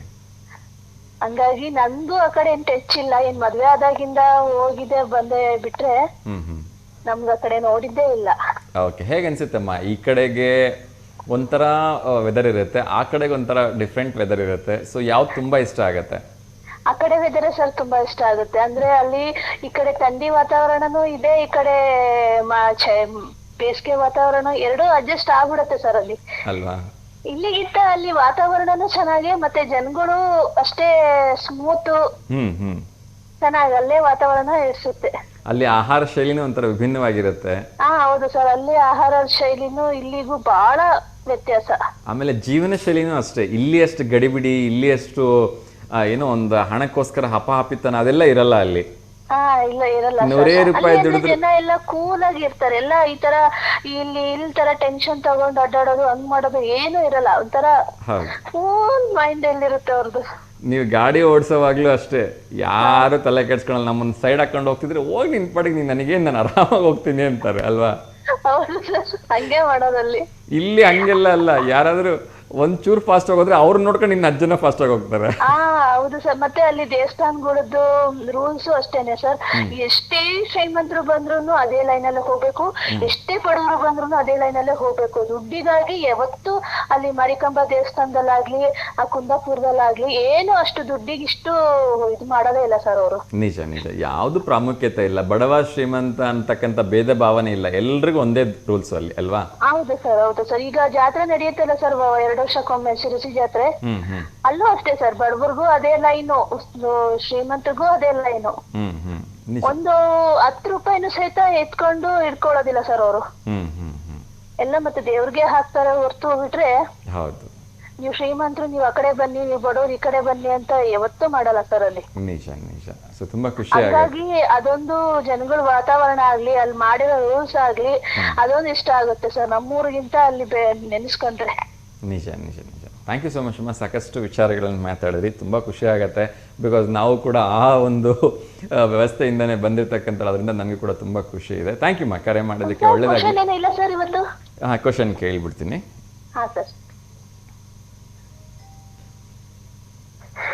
ಕನ್ನಡದ ಮೊದಲ ವರ್ಣಚಿತ್ರ ಯಾವುದು ಅಂತ. ಅಂದ್ರೆ ಕನ್ನಡದ ಮೊಟ್ಟ ಮೊದಲ ಫಿಲಮ್ ಏನ್ ಬಂದಿತ್ತು, ಚಲನಚಿತ್ರ, ಅದರಲ್ಲಿ ಕಲರ್ ಚಲನಚಿತ್ರ ಯಾವ್ದು ಬಂದಿತ್ತು? ಮೊದಲೆಲ್ಲ ಬ್ಲಾಕ್ ಅಂಡ್ ವೈಟ್ ಇತ್ತಲ್ವಾ ಫಿಲಮ್ಸು. ಸೊ ಕನ್ನಡದ ಮೊಟ್ಟ ಮೊದಲ ವರ್ಣಚಿತ್ರ ಅಂದ್ರೆ ಕಲರ್ಫುಲ್ ಫಿಲಮ್ ಯಾವುದು ಅಂತ. ಓಕೆನಾ? 4 ಆಪ್ಷನ್ಸ್ ಕೊಡ್ತಾ ಇದ್ದೀನಿ. ಅಮರಶಿಲ್ಪಿ ಜಕಣಾಚಾರಿ, ಸತ್ಯ ಹರಿಶ್ಚಂದ್ರ, ಸತಿ ಸುಲೋಚನಾ, ಪುರಂದರ ದಾಸರು. ಸತಿ ಸುಲೋಚನಾ ಇರ್ಬೇಕು ಸರ್. ಸತಿ ಸುಲೋಚನಾ ಇರ್ಬೇಕು ಅಂತೀರಾ? ನಂಗೆ ನಿಜವಾಗ್ಲೂ ಆ 4 ಹೆಸರುಗಳನ್ನ ಹೇಳೋವಾಗ್ಲೇ ಮೈ ಒಂಥರ ರೋಮಾಂಚನ ಅನ್ಸುತ್ತೆ. ಯಾಕಂದ್ರೆ ಇವತ್ತೆಲ್ಲ ನಾವ್ ಎಂತೆಂತ ಹೆಸರುಗಳನ್ನ ನೋಡ್ತೀವಿ ಅಂದ್ರೆ ಒಂದು ಹೆಸರು ನೆನಪಿರಲ್ಲ ಅಲ್ವಾ? ಪಿಕ್ಚರ್ ನೋಡ್ಬೇಕು ಅಂತಾನು ಅನ್ಸಲ್ಲ ಸರ್. ಈಗ ಅವ್ ಹೆಸರು ನೋಡೇ ಬಿಟ್ಟಿದ್ರೆ ಕತೆ ಇಷ್ಟೇ ಬಿಡು ಅಂತ ಅನ್ಕೊಂಡು ಸುಮ್ನೆ ಆಗ್ಬಿಡ್ತೀವಿ. ಹೌದು, ನೋಡ್ಬಿಟ್ಟೆ ಆ ಹೆಸರುಗಳೆಲ್ಲ ಏನೇನ್ ಮಜಾ ಇರುತ್ತೆ ಅಂದ್ರೆ ಹೇಳ್ಬಿಟ್ರೆ ಯಾರಿಗಾದ್ರೂ ಬೇಜಾರಾಗ್ಬೋದು ಅಲ್ವಾ? ಹಾಗಾಗಿ ಯಾವ ಹೆಸರುಗಳನ್ನೂ ಹೇಳೋದೇ ಬೇಡ. ಹಾ ಸರ್. ಕಿರಿಕ್ ಪಾರ್ಟಿ ಅಂತೆ, ಮಿಸ್ಟರ್ ಬ್ರೋ ಅಂತೆ, ಉಪೇಂದ್ರ ಅಂತೆ, ಬುದ್ಧಿವಂತರಿಗೆ ಮಾತ್ರ ಒಂದೊಂದು ಹೆಸರುಗಳು. ನೋಡ್ಬಿಟ್ರೆ ನಿಜವಾಗ್ಲು ಅದು ಕಥೆನೂ ಅಷ್ಟೇ ಬಿಡು, ನೋಡಕ್ಕೆ ಇಂಟ್ರೆಸ್ಟ್ ಆಗಲ್ಲ ಅಂತಂದ್ ಸುಮ್ನೆ ಆಗ್ಬಿಡ್ಬೇಕು ಅಲ್ವಾ? ಹೌದು ಸರ್. ಬಟ್ ಈ ಹೆಸರುಗಳೆಲ್ಲ ಹೇಳ್ಬೇಕು ಅಂದ್ರೆ ಹೆಸರು ಹೇಳಕ್ಕೆ ಒಂದು ಒಂದು ಹೆಮ್ಮೆ ಅನ್ಸುತ್ತೆ. ಹಾ ಹೌದು ಸರ್, ಅದು ಹೆಸರು ಹೇಳಕ್ಕೆ ಹೌದು ಇವರೆಲ್ಲ ಹಿಂಗ್ ಮಾಡಿದ್ದನ್ನೇ ಫಿಲಮ್ ಎಲ್ಲ ಹಾಕ್ತಾರೆ ಅನ್ನೋ ಕ್ಯೂರಿಯಾಸಿಟಿ ಅವ್ರು ಕಾಣಿಸ್ತದೆ ಸರ್ ನೋಡಕ್ಕೆ. ಸತ್ಯ ಹರಿಶ್ಚಂದ್ರ ಎಂತ ಅದ್ಭುತವಾಗಿರ್ತಕ್ಕಂಥ ಹೆಸರು. ಸತಿ ಸುಲೋಚನಾ, ಹಾ ಸರ್, ಪುರಂದರದಾಸರು, ಅಮರಶಿಲ್ಪಿ ಜಕಣಾಚಾರಿ, ಅವರವರು ಒಂದು ಹೆಸರಿನಿಂದನೇ ಆ ಒಂದು ಚಿತ್ರನ ಗೆದ್ದು ಬಿಡುತ್ತೆ ಅಲ್ವಾ? ಹಾ ಹೌದು ಸರ್, ಹೌದು ಸರ್. ಅದ್ರಲ್ಲೂ ಡಾಕ್ಟರ್ ರಾಜ್ಕುಮಾರ್ ಅವರೆಲ್ಲ ಅದ್ರಲ್ಲೆಲ್ಲ ಪಾರ್ಟ್ ಮಾಡಿದಾರಲ್ಲ, ಆ ಪಿಕ್ಚರ್ ಇನ್ನೂ ಬಹಳ ಕಡೆ ಬಂದಿರುತ್ತೆ ಸರ್ ಅದ್ರ. ಖಂಡಿತ ಖಂಡಿತ ಅವರೇ ಒಂದು ಜೀವಂತಿಕೆ ಆಗೋಗ್ಬಿಟ್ಟಿರ್ತಾರ ಆ ಪಾತ್ರಕ್ಕೆ. ಹಾ ಹೌದು sir. Okay, thank you so much ಅಮ್ಮ. ಆ ಹೆಸರು ಕೇಳಿಸ್ಕೊಂಡ್ರೆ ಸಾಕು ಅವರೇ ಕಣ್ಮುಂದೆ ಬರ್ತಾರೆ. ನಿಜ ನಿಜ ನಿಜ. ಥ್ಯಾಂಕ್ ಯು ಮಾ. ಥ್ಯಾಂಕ್ ಯು ಮಾ. ಉತ್ತರ ತಪ್ಪಾ ಅಥವಾ ಸರಿನಾ ಅಂತಕ್ಕಂಥದ್ದು ಕೆಲವೇ ಕ್ಷಣಗಳಲ್ಲಿ ಹೇಳ್ತೀನಿ. ಧನ್ಯವಾದಗಳು ಕರೆ ಮಾಡಿದೆ, ಒಳ್ಳೆಯದಾಗಲಿ. ನಮಸ್ತೆ ನಮಸ್ತೆ. ಲಾಸ್ಟ್ ಕರೆ ಕಟ್ ಮಾಡುವಾಗ ಒಂದು ಹೇಳಿದ್ರು, ಆ ಪಾತ್ರದಲ್ಲಿರ್ತಕ್ಕಂಥವ್ರೆ ಆ ಪಾತ್ರದ ಹೆಸರಾಗ್ಬಿಡ್ತಾರೆ ಅಂತೇಳಿ. ಅದಕ್ಕೆ ಆ ಸನಾದಿ ಅಪ್ಪಣ್ಣ ಅಂತ ಹೇಳಿ, ಅದು ಎಷ್ಟು ಅದ್ಭುತವಾಗಿರ್ತಕ್ಕಂಥ ಒಂದು ಚಿತ್ರ ಅಂದರೆ, ಆ ಸನಾದಿಯನ್ನು ಊದ್ತಕ್ಕಂಥ ಅಪ್ಪಣ್ಣನ ಹೆಸರು ಇವತ್ತಿಗೂ ಕೂಡ ಸನಾದಿ ಅಪ್ಪಣ್ಣ ಅಂದರೆ ರಾಜ್ಕುಮಾರ್ ಅವರು ಇದನ್ನು ನಾದ ನುಡ್ಸೋದೇ ಎದುರು ಕಣ್ಣೆ ಬರುತ್ತೆ. ಒಂದೊಂದು ಚಿತ್ರಗಳು ಕೂಡ ಹಬ್ಬ ಅದ್ಭುತ. ಬನ್ನಿ, ಇನ್ನೊಂದು ಕರೆ ಬರ್ತಿದೆ, ಅವ್ರ ಜೊತೆ ಮಾತಾಡೋಣ. ನಮಸ್ತೆ ದಾವಣಗೆರೆ. ನಮಸ್ತೆ ಸರ್. ನಮಸ್ತೆ. ನಮಸ್ತೆ ಸರ್, ಹೇಳಿ ತಮ್ಮ ಹೆಸರು? ಸರ್ ನಾನು ಜಗದೀಶ್ ಅಂತಂದು. ಜಗದೀಶ್, ಎಲ್ಲಿಂದ ಕರೆ ಮಾಡ್ತಾ ಇದ್ದೀರಿ ಸರ್? ಸರ್ ನಾನು ಹಿರೇತೊಗ್ಲೇರಿ ಅಂತ, ದಾವಣಗೆರೆ ವಿಲೇಜ್. ದಾವಣಗೆರೆ ಹತ್ರ ಒಂದು ಹಳ್ಳಿ ಹಿರೇತೊಗ್ಲೇರಿ ಅಂತ. ಹಿರೇತೊಗ್ಲೇರಿ ಕೇಳಿದ್ದೀನಿ ಸರ್. ಹೇಳಿ, ಯಾರಿಗಾದ್ರೂ ಶುಭಾಶಯ ಹೇಳ್ಬೇಕಾ? ಸರ್ ಈ ವರ್ಷ ನರೇಂದ್ರ ಮೋದಿ ಅವರಿಗೆ ಇವತ್ತು ಹುಟ್ಟುಹಬ್ಬದ ಶುಭಾಶಯಗಳು ತಿಳಿಸಿ ಸರ್ ತಮ್ಮ ವಾಹಿನಿ ಮುಖಾಂತರ. ಖಂಡಿತ ಖಂಡಿತ ಹುಟ್ಟುಹಬ್ಬ ದೇಶನೇ ತಿಳಿಸ್ತಾ ಇದೆ ಸರ್ ಅವರಿಗೆ, ನಾವು ನೀವೆಲ್ಲರೂ ಕೂಡ ತಿಳಿಸ್ಲೇಬೇಕು ಅಲ್ವಾ? ಹೌದೌದು ಸರ್. ಓಕೆ ಸರ್, ನಮ್ ಕಡೆಯಿಂದ ಅವ್ರಿಗೆ ಒಂದು ಶುಭಾಶಯ ತಿಳಿಸಿ ಅಂತ. ಖಂಡಿತ ಖಂಡಿತ ಖಂಡಿತ ಸರ್, ನಮ್ಮ ಕಡೆಯಿಂದ, ನಿಮ್ಮ ಕಡೆಯಿಂದ, ನಮ್ಮ ಸಮಸ್ತ ಭಾರತೀಯರ ಕಡೆಯಿಂದ, ಓಕೆನಾ? ಅವರು ಇವರು ಅಂತ ಎಲ್ಲ ಭಾರತೀಯರ ಕಡೆಯಿಂದ ಅವ್ರಿಗೆ ಹುಟ್ಟುಹಬ್ಬದ ಹಾರ್ದಿಕ ಶುಭಾಶಯಗಳನ್ನು ತಿಳಿಸೋಣ. ಸೊ ದೇಶಕ್ಕಾಗಿ ಸಾಕಷ್ಟು ಒಳ್ಳೆ ಕೆಲಸಗಳನ್ನು ಮಾಡ್ತಾ ಇದ್ದಾರೆ ಅಂತಕ್ಕಂಥ ಭಾವನೆ ನಮ್ದು. ಇನ್ನಷ್ಟು ಒಳ್ಳೊಳ್ಳೆ ಕೆಲಸ ನಮ್ ದೇಶ ಅವ್ರ ಮುಖಾಂತರ ಇನ್ನು ಉನ್ನತ ಮಟ್ಟಕ್ಕೆ ಉತ್ತುಂಗಕ್ಕೆ ಕೊಂಡೊಯ್ಲಿ ಅಂತಂದು ನಮ್ದೊಂದು ಶುಭಾಶಯ ಸರ್ ಅಷ್ಟೇ ಈ ದೇಶದ ಪ್ರಧಾನಮಂತ್ರಿಗಳಿಗೆ. ಖಂಡಿತ ಖಂಡಿತ ಸರ್, ಎಲ್ರದ್ದು ಅಪೇಕ್ಷೆನೇ ಇದೆ ಅಲ್ವಾ? ಪ್ರಧಾನಮಂತ್ರಿ ಆಗಿರ್ತಕ್ಕಂಥವ್ರು ದೇಶಕ್ಕೆ ಏನಾದ್ರೂ ಒಳ್ಳೇದನ್ನ ಮಾಡ್ಬೇಕು ಅಂತಕ್ಕಂಥದ್ದನ್ನ ಎಲ್ಲರೂ ಎಕ್ಸ್ಪೆಕ್ಟ್ ಮಾಡ್ತಾರಲ್ವಾ? ಹೌದು ಸರ್, ಹೌದು ಸರ್. ನಾವ್ ಯಾರು ಕೂಡ ನಮ್ಗೆ ಒಂದು ಬಿಲ್ಡಿಂಗ್ ಕಟ್ಕೊಡಿ ಅಥವಾ ನನಗೊಂದು ಬೈಕ್ ಕೊಡಿ, ನನಗೊಂದು ಕಾರ್ ಕೊಡಿ ಅಂತ ನೀವು ಕೇಳಿಲ್ಲ, ನಾವು ಕೇಳ್ತಾ ಇಲ್ಲ. ಹೌದು ಸರ್. ಇವಾಗ ಯಾವ ಪಕ್ಷ ಭೇದ ಮರೆತು ಎಲ್ಲರನ್ನು ಒಬ್ಬ ಪ್ರಧಾನಿಯನ್ನ ಗೌರವಿಸಬೇಕು, ಆ ತರ ಗೌರವಿಸಬೇಕು ಅಷ್ಟೇ ಸರ್. ಅಷ್ಟೇ ಇವತ್ತಿನ ದಿವಸ ಆ ತರ ಒಂದು ಒಳ್ಳೆ ಕೆಲಸಗಳು ಅವರಿಂದ ಆಗ್ಬಿಟ್ರೆ ಸಾಕು. ಹೌದು ಸರ್. ದೇಶದ ಪ್ರತಿಯೊಬ್ಬ ಪ್ರಜೆ ಎಕ್ಸ್ಪೆಕ್ಟ್ ಮಾಡ್ತಾ ಇರ್ತಕ್ಕಂಥದ್ದು ಅದನ್ನೇ ಅಲ್ವಾ? ನಿಜ ಸರ್, ನಿಜ. ಯಾರಾದ್ರೂ ಈಗ ನೀವೇ ಆಗ್ಲಿ ನಮ್ಮ ಪ್ರಧಾನಮಂತ್ರಿ ಅಂತ ಹೇಳ್ಬಿಟ್ಟು, ಸರ್ ನಾನು ನಮ್ಮ ಪ್ರಧಾನಮಂತ್ರಿ ನನಗೊಂದು ಕಾರ್ ಕೊಡ್ಸಿ ಅಂತ ಕೇಳ್ತೀರಾ? ಇಲ್ಲ ಸರ್. ಒಂದ್ ಬೈಕ್ ಅಥವಾ ಒಂದ್ ಮನೆ ಕೊಡ್ಸಿ ಇಲ್ಲ ಅಲ್ವಾ? ಸೊ ದೇಶಕ್ಕೆ ಏನಾದ್ರೂ ಒಳ್ಳೇದ್ ಮಾಡಿ ಸರ್, ದೇಶ ನೆನ್ಪಿಟ್ಕೊಂಡು ಆತರ ಒಂದು ಕೆಲಸ ಮಾಡಿ ಅಂತ ಕೇಳ್ತೀವಿ ಅಲ್ವಾ?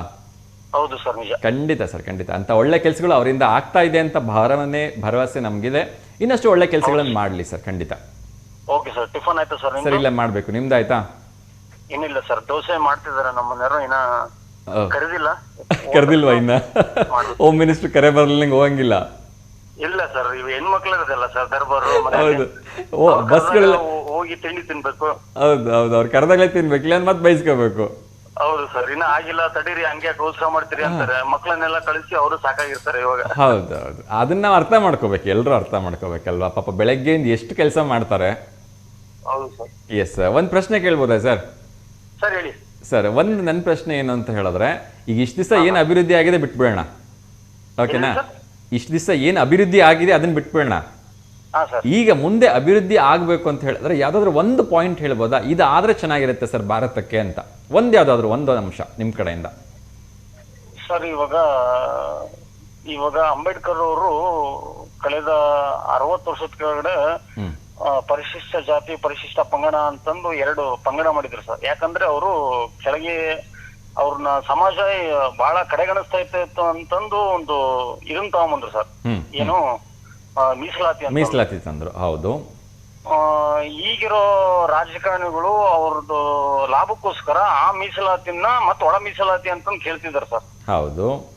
ಇವಾಗ ಇವಾಗ ಆಗಿನ ವಾತಾವರಣನೇ ಬೇರೆ, ಬಟ್ ಈಗಿನ ವಾತಾವರಣನೇ ಬೇರೆ. ಅಭಿವೃದ್ಧಿ ಪ್ರಕಾರ ನಾನು ಹೇಳ್ತಾ ಇರೋದು. ಖಂಡಿತ ಖಂಡಿತ ಹೌದು. ಇವಾಗ ಪರಿಶಿಷ್ಟ ಜಾತಿ ಪರಿಶಿಷ್ಟ ಪಂಗಡ ಅವರಿಗೆ ಸರಿಯಾದ ಮೀಸಲಾತಿ ಕೊಡ್ತಾ ಇಲ್ಲ ಸಮಾಜ ಅಂತಂದು ಅವಾಗ ಮೀಸಲಾತಿ ತಂದಿವಿ ಸರ್. ಇವಾಗ ಎಲ್ಲರೂ ಸದೃಢವಾಗಿದ್ದಾರೆ ಸರ್ ನಮ್ಮ ಭಾರತ ದೇಶದಲ್ಲಿ. ಸೊ ನೀವ್ ಹೇಳ್ತಾ ಇರೋದು ಏನಂದ್ರೆ ಮೀಸಲಾತಿ ಎಲ್ಲವೂ ತೆಗೆದ್ಬಿಡ್ಬೇಕು ಅಂತ. ಹೌದು ಸರ್, ಎಲ್ಲ ಕಂಪ್ಲೀಟ್ ಆಗಿ ಎಲ್ಲವೂ ತರಬೇಕು. ಇವಾಗ ಕೆಳಮಟ್ಟದ ಜನದಲ್ಲಿ ಯಾವ್ದು ಇರುತ್ತೋ ಅದನ್ನ ಅಂತವ್ರನ್ನ ಗುರುತಿಸಿ ಕೊಡ್ಬೇಕು ಅನ್ನೋ ನಂದೊಂದು ಆಶಾಭಾವನೆ. ಸೂಪರ್ ಸರ್, ಸೂಪರ್, ತುಂಬಾ ಚೆನ್ನಾಗಿ ಹೇಳಿದ್ರಿ. ಒಂದು ನಿಮ್ ಕ್ಲಿಯರ್ ಮಾಡ್ಬಿಡ್ತೀನಿ, ಇದು ಆಲ್ರೆಡಿ ಗುಜರಾತ್ ಅಂತ ಅನ್ಕೊಳ್ತೀನಿ. ಗುಜರಾತ್ ಅಲ್ಲಿ ಆಲ್ರೆಡಿ ಕಾರ್ಯರೂಪಕ್ಕೆ ಬಂದ್ಬಿಟ್ಟಿದೆ. ಹೌದು ಸರ್. ಮುಂದಿನ 5 ವರ್ಷಗಳಲ್ಲಿ ಈಗ ಅದು ಹೈಕೋರ್ಟ್ ಇಂದನೂ ಆದೇಶ ಬಂದ್ಬಿಟ್ಟಿದೆ. ಯಾವುದೇ ಜಾತಿ, ಯಾವುದೇ ಕುಲ, ಯಾವುದೇ ಗೋತ್ರ, A to Z ಎಲ್ಲರೂ ಜನರಲ್ಲೇ ಅಲ್ಲಿ. ಹೌದು ಸರ್, ಹೌದು ಸರ್. SC ಇಲ್ಲ, ST ಇಲ್ಲ, OBC ಇಲ್ಲ, ಅಲ್ಪಸಂಖ್ಯಾತರಿಲ್ಲ, ಕ್ರಿಶ್ಚಿಯಾನಿಟಿ, ಜೈನು, ಇನ್ಯಾವುದೂ ಇಲ್ಲ.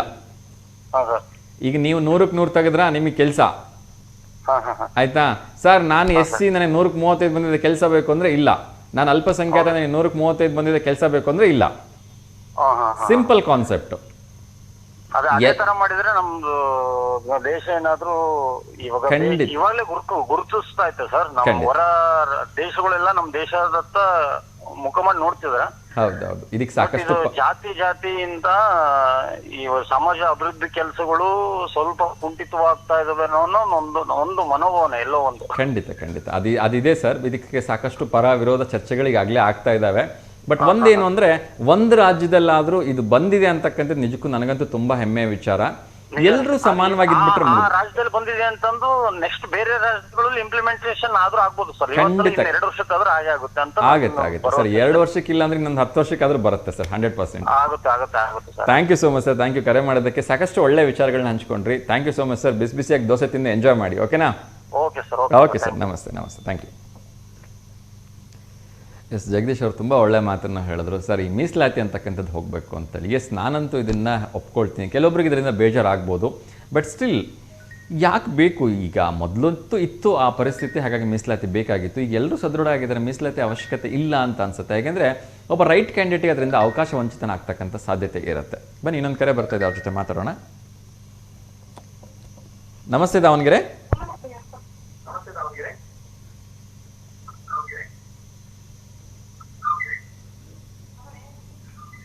ಹಲೋ, ಟಿವಿ ವ್ಯಾಲ್ಯೂಮ್ ಮ್ಯೂಟ್ ಮಾಡಿ, ಇಲ್ಲ ಕಾಲ್ ಕಟ್ ಆಗ್ಬಿಡತ್ತೆ.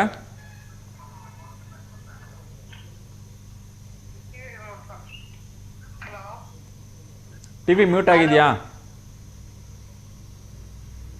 ಟಿವಿ ಕಡಿಮೆ ಮಾಡೋದು ಸರ್. ಹೇಳಿಮ್ಮ, ತಮ್ಮ ಹೆಸರು ಹಲೋ ಹೇಳಿ, ಕೇಳ್ತಿದೆ. ತಮ್ಮ ಹೆಸರು ಏನ್ರಿ? ಹಲೋ, ಮಾತಾಡಿಮ್ಮ, ನಿಮ್ಮ ಹೆಸರೇನು ಅಂತ ಕೇಳಿದೆ. ನಮ್ಮ ಹೆಸರು ರತ್ನಮ್ಮ ಅಂತ ಹೇಳಿ, ಯಲವಟ್ಟಿಯಿಂದ, ಹರಿಹರ ತಾಲೂಕು, ದಾವಣಗೆರೆ ಜಿಲ್ಲೆ. ಆಯ್ತು, ಹೇಳಿಮ್ಮ. ಯಾಗಾದ್ರೂ ಶುಭಾಶಯ ಹೇಳ್ಬೇಕಾ? ಹ್ಞೂನ್ರಿ, ಹೌದು ಹೇಳಿ. ಇವತ್ತಿನ ಎಲ್ಲರಿಗೂ ಗುಡ್ ಮಾರ್ನಿಂಗ್ ಶುಭಾಶಯಗಳು. ಓಕೆಮ್ಮ, ನಿಮ್ಗೂ ಕೂಡ ಶುಭಾಶಯಗಳು. ತಿಂಡಿ ಆಯ್ತಾ? ಹ್ಞೂನ್ರಿ, ತಿಂಡಿ ಆಯ್ತು. ನಿಮ್ದ್ರಿ? ನಮ್ದು ಇಲ್ಲ. ಟಿವಿ ವ್ಯಾಲ್ಯೂಮ್ ಕಡಿಮೆ ಆಗಿಲ್ಲಮ್ಮ. ಫೋನ್ ಕಟ್ ಆಗ್ಬಿಡುತ್ತೆ ಇವಾಗ, ಬೇಜಾರು ಮಾಡ್ಕೋಬೇಡಿ. ಪೂರ್ತಿ ಮ್ಯೂಟ್ ಮಾಡಬೇಕು ಅಂತ ಅದಕ್ಕೋಸ್ಕರ ಕಾರ್ಯಕ್ರಮ ಶುರು ಆದಾಗಿಂದ ಹೇಳ್ತಾನೆ ಇರ್ತೀನಿ. ಸಿಗ್ತಲ್ರಿ ಅದು. ಹೊರಗಡೆ ಬಂದ್ಬಿಡಿಮ್ಮ, ಹೊರಗಡೆ ಬಂದು ಮಾತಾಡಿ. ಹಲೋ, ಹೇಳಿ ಸರ್. ಹೇಳಿಮ್ಮ. ಏನ್ ಸರ್, ಎಲ್ಲ ನೀವೇ ಹೇಳ್ಬೇಕು ಸರ್. ಯಾವ ರಾಜಕೀಯ ಯಾವ್ಯಾವ ಇದು ಹೆಂಗೈತಿ ಅಂತ. ರಾಜಕೀಯದ ಬಗ್ಗೆ ಮಾತಾಡ್ತಾ ಇಲ್ಲ. ಓಕೆ, ಏನ್ ತಿಂಡಿ ತಿಂದ್ರಿ ಅಂತ ಹೇಳಿ. ಮಳೆ ಬರ್ತಾ ಇದೆಯಾ ಊರಲ್ಲಿ? ಮಳೆ ಬರ್ತಾ ಇದೆಯಾ ನಿಮ್ಮೂರಲ್ಲಿ? ಮಳೆ ಬರ್ತಾ ಇಲ್ಲ. Okay okay. ಹೊಲದಲ್ಲಿ ಏನ್ ಹಾಕಿದಿರಿ?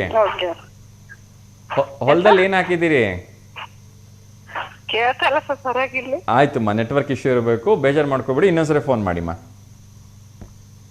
ದಯವಿಟ್ಟು ಕ್ಷಮೆ ಇರಲಿ. ಬಂದು ಅವ್ರು ಟಿವಿ ವ್ಯಾಲ್ಯೂಮ್ನ ಮ್ಯೂಟ್ ಮಾಡಿಲ್ಲ. ಇನ್ನೊಂದು ನಾನು ಮಾತಾಡೋಕ್ಕೆ ಪ್ರಯತ್ನ ಮಾಡ್ತಾ ಇದ್ದೀನಿ, ಅವ್ರಿಗೆ ಸರಿಯಾಗಿ ಕೇಳಿಸ್ತಾ ಇಲ್ಲ. ಏನೇ ಕ್ಷಮೆ ಇರಲಿ ಅಂತ ಕೇಳ್ಕೊಳ್ತಾ ಇನ್ನೊಂದು ಕರೆ ಬರ್ತಾ ಇದೆ, ಅವ್ರ ಜೊತೆ ಮಾತಾಡೋಣ. ನಮಸ್ತೆ ದಾವಣಗೆರೆ. ನಮಸ್ತೆ ಸರ್. ನಮಸ್ತೆ ಸರ್, ಹೇಳಿ. ತಮ್ಮ ಹೆಸರು? ದಾವಣಗೆರೆ ಅವರಿಗೆ ನಮಸ್ತೆ. ಹಲೋ ಹಲೋ, ಕೇಳ್ತಾ ಇದೆ, ಹೇಳಿ ಸರ್. ಹೇಳಿ. ತಮ್ಮ ಹೆಸರು? ನನ್ನ ಹೆಸರು ತಿಪ್ಪಣ್ಣ ಮಂಡಕ್ಕಿ ಅಂತ. ತಿಪ್ಪಣ್ಣ ಮಂಡಕ್ಕಿ ಅಂದ್ರೆ ಮಂಡಕ್ಕಿ ನಿಮ್ಮ ಅಡ್ಡ ಹೆಸರಾ ಅಥವಾ ಮಂಡಕ್ಕಿ ತಿಂತೀರ ಅಂತ ಮಂಡಕ್ಕಿ ಅಂತ ಹೆಸರಿಟ್ಟಿದ್ದಾರಾ? ಅಡ್ಡ ಹೆಸರು. ಅಡ್ಡ ಹೆಸರಾ? ಓಕೆ, ಕ್ಷಮೆ ಇರಲಿ. ಏನಕ್ಕೆ ಮಂಡಕ್ಕಿ ಅಂತ ಹೆಸರಿಟ್ಟಿದಾರೆ ಅಂತ ಕೇಳ್ಬೋದಾ? ಏನಿಲ್ಲ, ಕಾರ್ಯಕ್ರಮನ ನೋಡ್ತಾ ಇದ್ದೆ, ನಾನು ಒಂದು ಕರೆ ಮಾಡ್ಬೇಕಂತೇಳಿ ಮಾಡಿದೆ ಸರ್. ಓಕೆ ಸರ್, ತುಂಬಾ ಸಂತೋಷ. ಎಲ್ಲಿಂದ ಕರೆ ಮಾಡಿದ್ದೀರಿ ಸರ್? ನಾವು ಹರಿಹರ ತಾಲೂಕು ಹಾರಿವಣ ಗ್ರಾಮದಿಂದ. ಹರಿಹರ ತಾಲೂಕು ಹಾರಿವಣ ಗ್ರಾಮದಿಂದ. ಓಕೆ, ಊರಲ್ಲಿ ಮಳೆ ಬರ್ತಾ ಇದೆಯಾ? ಮಳೆ ಏನಿಲ್ಲ ಸರ್. ಮಳೆ ಏನಿಲ್ಲ. ಮಳೆ ಅವಶ್ಯಕತೆ ಇದೆಯಾ ಈಗ?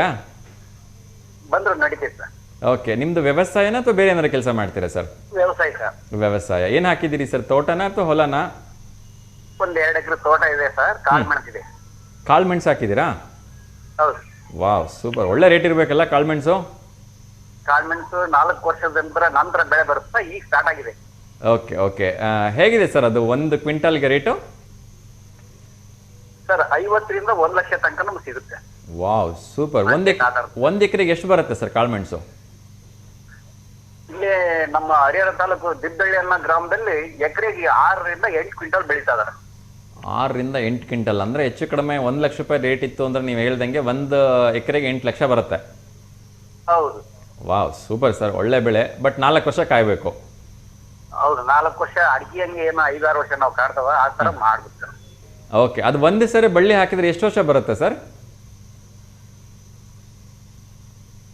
ಸರ್ ಅದು ಕಂದು ತಗೊಂಬಂದು ನಾವು ಬಳ್ಳಿ ಮಾಡಿ ಹಚ್ಚಿದ್ರೆ 4 ವರ್ಷಕ್ಕೆ ಬರುತ್ತೆ. ಅಲ್ಲ, 4 ವರ್ಷಕ್ಕೆ ಬೆಳೆ ಬರುತ್ತೆ ಒಪ್ಕೊಂಡೆ.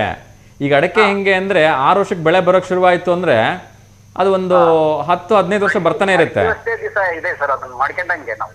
ಅಲ್ಲ, ನಾನು ಕೇಳ್ತಾ ಇರೋದು, ಈಗ ನೀವು ಅಡಕೆ ಮರ ಒಂದ್ಸಲ ನೆಟ್ಬಿಟ್ರೆ ಅದು 6ನೇ ವರ್ಷಕ್ಕೆ ಬೆಳೆ ಕೊಡೋಕೆ ಶುರು ಆಯ್ತು ಅಂದ್ರೆ 10-15 ವರ್ಷ ಬರುತ್ತಲ್ವಾ ಅದು? ಬರುತ್ತೆ.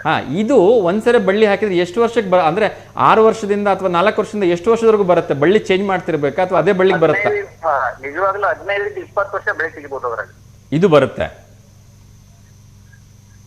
ಅಲ್ವಾ? ಬೆಳೆನೇ ಬರುತ್ತೆ.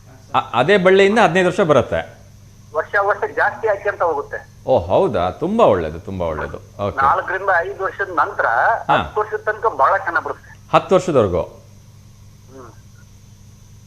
ಹೌದು. ಅದಾದ್ಮೇಲೆ ಸ್ವಲ್ಪ ಇಳುವರಿ ಕಡಿಮೆ ಆಗ್ಬಹುದು, ಇಲ್ಲ ಜಾಸ್ತಿನೂ ಆಗ್ಬಹುದು. ಓ ಸೂಪರ್ ಸೂಪರ್ ಸೂಪರ್, ಒಳ್ಳೇದಾಗ್ಲಿ ಸರ್. ಮಾಡಿದ್ರೆ ಯಾವ ರೀತಿ ಮಾಡ್ತಾರೆ ಏನಿಲ್ಲ ಸರ್. ಈಗ ನನ್ನ ಪ್ರಾಬ್ಲಮ್ ಏನಿಲ್ಲ ಸರ್. ಹೇಳಿ. ನಮ್ಮ ಈಗ ಇರ್ತಕ್ಕಂಥ ಸರ್ಕಾರ ಬಿಟ್ಟಿ ಅಂತೇಳಿ ಕೊಡ್ತಕ್ಕಂಥ ಭಾಗ್ಯಗಳು ಸರ್ಕಾರದ ಹೊರೆ. ಯಾವ ರೀತಿ ಸಾಲ ಮಾಡಿ ನೀಗ್ಸಕ್ಕಂತ ಕೊಡೋದು ಕಮ್ಮಿ ಕೊಡ್ಬೋದಲ್ಲ? ಕೊಡೋದೇ ಬೇಡ ಅಂತೀರಾ? ನಿಜವಾದ ರೈತರಿಗೆ ಅನ್ಯಾಯ ಆಗ್ತಿರೋದು ಎಲ್ಲಪ್ಪ ಅಂದ್ರೆ ಈ ಕಡೆ ಕೊಡ್ತಾರದು, ಆ ಕಡೆ ತಗೊಳ್ತಾರದು. ಆಯ್ತು ಸರ್, ಬೇಜಾರು ಮಾಡ್ಕೋಬಿಡಿ. ನಾನು ಬಹಳ ಸರಿ ಹೇಳಿದ್ದೀನಿ. ಖಂಡಿತ ನಾವು ಬಹಳ ಸರಿ ಇದ್ರ ಬಗ್ಗೆ. ಇನ್ನೊಂದು ಪ್ರಶ್ನೆ ಸರ್. ಹೇಳಿ. ಮಾನ್ಯ ಮಹಿಳಾ ಮತ್ತು ಮಕ್ಕಳ ಕಲ್ಯಾಣ ಸಚಿವರು ಹೇಳಿಕೆಯನ್ನ ಕೊಡ್ತಾರೆ. ಏನ್ ಕೊಡ್ತಾರೆ ಅಂದ್ರೆ ಅಂಗನವಾಡಿ ಕಾರ್ಯಕರ್ತೆಯವರಿಗೆ ಗುಡ್ ನ್ಯೂಸ್ ಅಂತ ಕೊಟ್ಬಿಡ್ತಾರೆ. 20 ವರ್ಷ 40 ವರ್ಷ ಸೇವೆ ಮಾಡಿದಕ್ಕೆ ಸಂಬಳ ಎಷ್ಟೈತಿ ಅನ್ನೋದನ್ನ ನಾವು ಫಸ್ಟ್ ಪರಿಗಣನೆ ಮಾಡಿ ಮಾತಾಡ್ಲಿ. ನಿಜ ಖಂಡಿತ. ಅವೆಲ್ಲ ಸ್ವಲ್ಪ ಹೆಣ್ಮಕ್ಳನ್ನ ನಾವು ಶೋಷಣೆ ಮಾಡ್ತೇವೆ ಅನ್ನೋದು ಅವ್ರಿಗೆ ಅರ್ಥ ಆಗ್ಲಿ ಅಂತ ಹೇಳ್ತಾರದು. ಖಂಡಿತ ಸರ್, ಇದ್ರ ಬಗ್ಗೆ ನಾವು ಸಾಕಷ್ಟು ಬಾರಿ ಪ್ರೈವೇಟ್ ಕೊಟ್ಟು ಅವರನ್ನ ಉದ್ಧಾರ ಮಾಡಕ್ಕೆ ಏನ್ ಬೇಕಾ ಅದನ್ನ ಹೇಳಿಕೆ ಕೊಡ್ಲಿ ಅವರು ಅಂತ. ಖಂಡಿತ ಸರ್, ಖಂಡಿತ. ಇದ್ರ ಬಗ್ಗೆ ನಾವು ಈಗಾಗಲೇ ಸಾಕಷ್ಟು okay sir, thank you so much sir. ಸಾಕಷ್ಟು ಒಳ್ಳೆ ವಿಚಾರಗಳನ್ನ ಹೇಳಿದ್ರಿ. ಖಂಡಿತವಾಗ್ಲೂ ಕೂಡ ನಾವು ನಿಮ್ಮ ಒಂದು ಧ್ವನಿಗೆ ಧ್ವನಿಗೂಡಿಸ್ತಾ ಇದ್ದೀವಿ. ಅಂಗನವಾಡಿ ಖಂಡಿತ ಅಂಗನವಾಡಿ ಕಾರ್ಯಕರ್ತೆಗೆ, ಆಶಾ ಕಾರ್ಯಕರ್ತರಿಗೆ ಒಂದಷ್ಟು ಒಳ್ಳೆ ಸಂಬಳ ಸಿಗೋ ಹಾಗಾಗಬೇಕು. ಕನಿಷ್ಠ ಪಕ್ಷ ಒಂದು ಗೌರವಯುತ ಸಂಬಳವಾದ್ರೂ ಸಿಗೋ. ಕಾಯಂ ಮಾಡಲ್ತಾರೆ ಇವರು. ಯಾವುದೇ ಸರ್ಕಾರ ಬಂದ್ರು ಕಾಯಂ ಮಾಡಲ್ಲ. ನಿಜವಾದ ಕೂಲಿ ಕೊಡ್ಲಿ ಅವರಿಗೆ. ಓಕೆ, ಈಗ ಎಷ್ಟು ಬರ್ತಾ ಇದೆ ಸರ್ ಅವ್ರಿಗೆ ನಿಮ್ ಪ್ರಕಾರ? 11,000 ರೂಪಾಯಿ ಸಂಬಳ ಅವರಿಗೆ. 11,500. 11,500 ರೂಪಾಯಿ ಸಂಬಳ. ಇವತ್ತು ಡಾಟಾ ಎಂಟ್ರಿಗೆ ಹೋಗ್ತಕ್ಕಂತ ಮಹಿಳೆ ಇವತ್ತು ಹೋದ್ರೆ 15ರಿಂದ 17,000 ರೂಪಾಯಿ ಸಂಬಳ. ಹೌದು. ಓಕೆ, ಇವರು ನಿಜವಾದ ಶೋಷಣೆ ಅಲ್ಲಿ ಆಗ್ತಿದೆ. ಸಚಿವರು ಇದನ್ನ ಗಮನ ಹರಿಸಬೇಕು, ಸರ್ಕಾರ ಇದನ್ನ ಗಮನ ಹರಿಸಬೇಕು ಅನ್ನೋದು ಇದು ನಮ್ದು ಮನವೇ. ಖಂಡಿತ ಸರ್, ಖಂಡಿತ. Thank you so much sir, ಕರೆ ಮಾಡಿದ್ದಕ್ಕೆ. ಒಳ್ಳೇದಾಗ್ಲಿ. Thank you sir, thank you. ನಮಸ್ಕಾರ. ನಮಸ್ತೆ. ಎಸ್, ಸಾಕಷ್ಟು ಸತ್ಯಾಂಶನೇ ಹೇಳ್ತಾ ಇದ್ದಾರೆ. ಇಷ್ಟು ಕಡಿಮೆ ಸಂಬಳದಲ್ಲಿ ಜೀವನ ಮಾಡಲಿಕ್ಕಾಗತ್ತಾ? ಅದರಲ್ಲೂ ಕೂಡ ಆಶಾ ಕಾರ್ಯಕರ್ತರು, ಈ ಅಂಗನವಾಡಿ ಕಾರ್ಯಕರ್ತರು ಅದು ಎಷ್ಟು ಶ್ರಮ ವಹಿಸಿ ಕೆಲಸ ಮಾಡ್ತಾರೆ ಅಂದರೆ, ಮನೆ ಮನೆಗೆ ಹೋಗಬೇಕು, ಒಂದಷ್ಟು ಡಾಟಾಗಳನ್ನ ಕಲೆಕ್ಟ್ ಮಾಡ್ಕೋಬೇಕು, ಅದನ್ನು ರಿಪೋರ್ಟ್ ಮಾಡಬೇಕು, ಅದರ ಮಧ್ಯೆ ಈ ಮಕ್ಕಳದ್ದೆಲ್ಲ ಜವಾಬ್ದಾರಿ ತೊಗೋಬೇಕು. ಸಾಕಷ್ಟು ಜವಾಬ್ದಾರಿ ಇರುತ್ತೆ, ಸಾಕಷ್ಟು ಕೆಲಸಗಳಿರುತ್ತೆ. ಅದ್ರ ಜೊತೆಗೆ ಈ ಬಿಸಿ ಊಟ ಕೊಡಬೇಕು ಆ ಮಕ್ಕಳುಗಳಿಗೆಲ್ಲ. ಆಮೇಲೆ ಆ ಮಕ್ಕಳದು ಏನು ಜಾತಿ ಜನಗಣತಿಗೆಲ್ಲ ಇವ್ರಿಗೆ ಕೆಲಸಕ್ಕೆ ಹಾಕಿಬಿಡ್ತಾರೆ. ಬೇರೆ ಬೇರೆ ಸರ್ಕಾರದ ಆರೋಗ್ಯ ಇಲಾಖೆ ಕಾರ್ಯಕ್ರಮಗಳಿದ್ರೂ ಇವ್ರನ್ನ ಬಳಸ್ಕೋತಾರೆ. ಬೇರೆ ಬೇರೆ ಎಲ್ಲ ಕೆಲಸಗಳಿಗೂ ಪಾಪ ಇವ್ರನ್ನ ಬಳಸ್ಕೋತಾರೆ. ಆದರೆ ಅವ್ರಿಗೊಂದು ಸೂಕ್ತವಾಗಿರ್ತಕ್ಕಂಥ ಗೌರವಧನ ಅಥವಾ ಸಂಬಳ ಬರಲ್ಲ ಅಂತಕ್ಕಂಥ ಕೊರಗು ಇದ್ದೇ ಇದೆ. ನಾವು ಕೂಡ ಅದಕ್ಕೆ ಧ್ವನಿಗೂಡಿಸಿದ್ದೀವಿ. ಹಿಂದೆನೂ ಕೂಡ ಹೇಳಿದ್ದೀನಿ, ಇವತ್ತು ಹೇಳ್ತಿದ್ದೀನಿ. ದಯವಿಟ್ಟು ಸರ್ಕಾರದ ವತಿಯಿಂದ ಅದು ಎಂತೆಂಥದ್ದು ಭಾಗ್ಯ ಕೊಡೋದ್ರ ಬದಲು ಇವ್ರಿಗೊಂದಷ್ಟು ಸಂಬಳ ಹೆಚ್ಚಿಗೆ ಮಾಡಿ, ಕಷ್ಟಪಟ್ಟು ಕೆಲಸ ಮಾಡ್ತಕ್ಕಂಥವ್ರಿಗೆ ಒಂದು ಸ್ವಲ್ಪ ಕೈ ಹಿಡಿದು ನಡೆಸಿ ಅಂತ ಕೇಳ್ಕೊಳ್ತೀನಿ. ಬನ್ನಿ, ಇನ್ನೊಂದು ಕರೆ ಬರ್ತಿದೆ, ಅವ್ರ ಜೊತೆ ಮಾತಾಡೋಣ. ನಮಸ್ತೆ ದಾವಣಗೆರೆ. ನಮಸ್ತೆ ಸರ್, ತಮ್ಮ ಹೆಸರು? ನಾವು ದಾವಣಗೆರೆ ಅಂತ ಹೇಳಿ. ಸರ್, ಟಿವಿ ವ್ಯಾಲ್ಯೂಮ್ ಮ್ಯೂಟ್ ಮಾಡಬೇಕು ಸರ್, ಎಲ್ಲ ಕರೆ ಕಟ್ಟಾಗತ್ತೆ.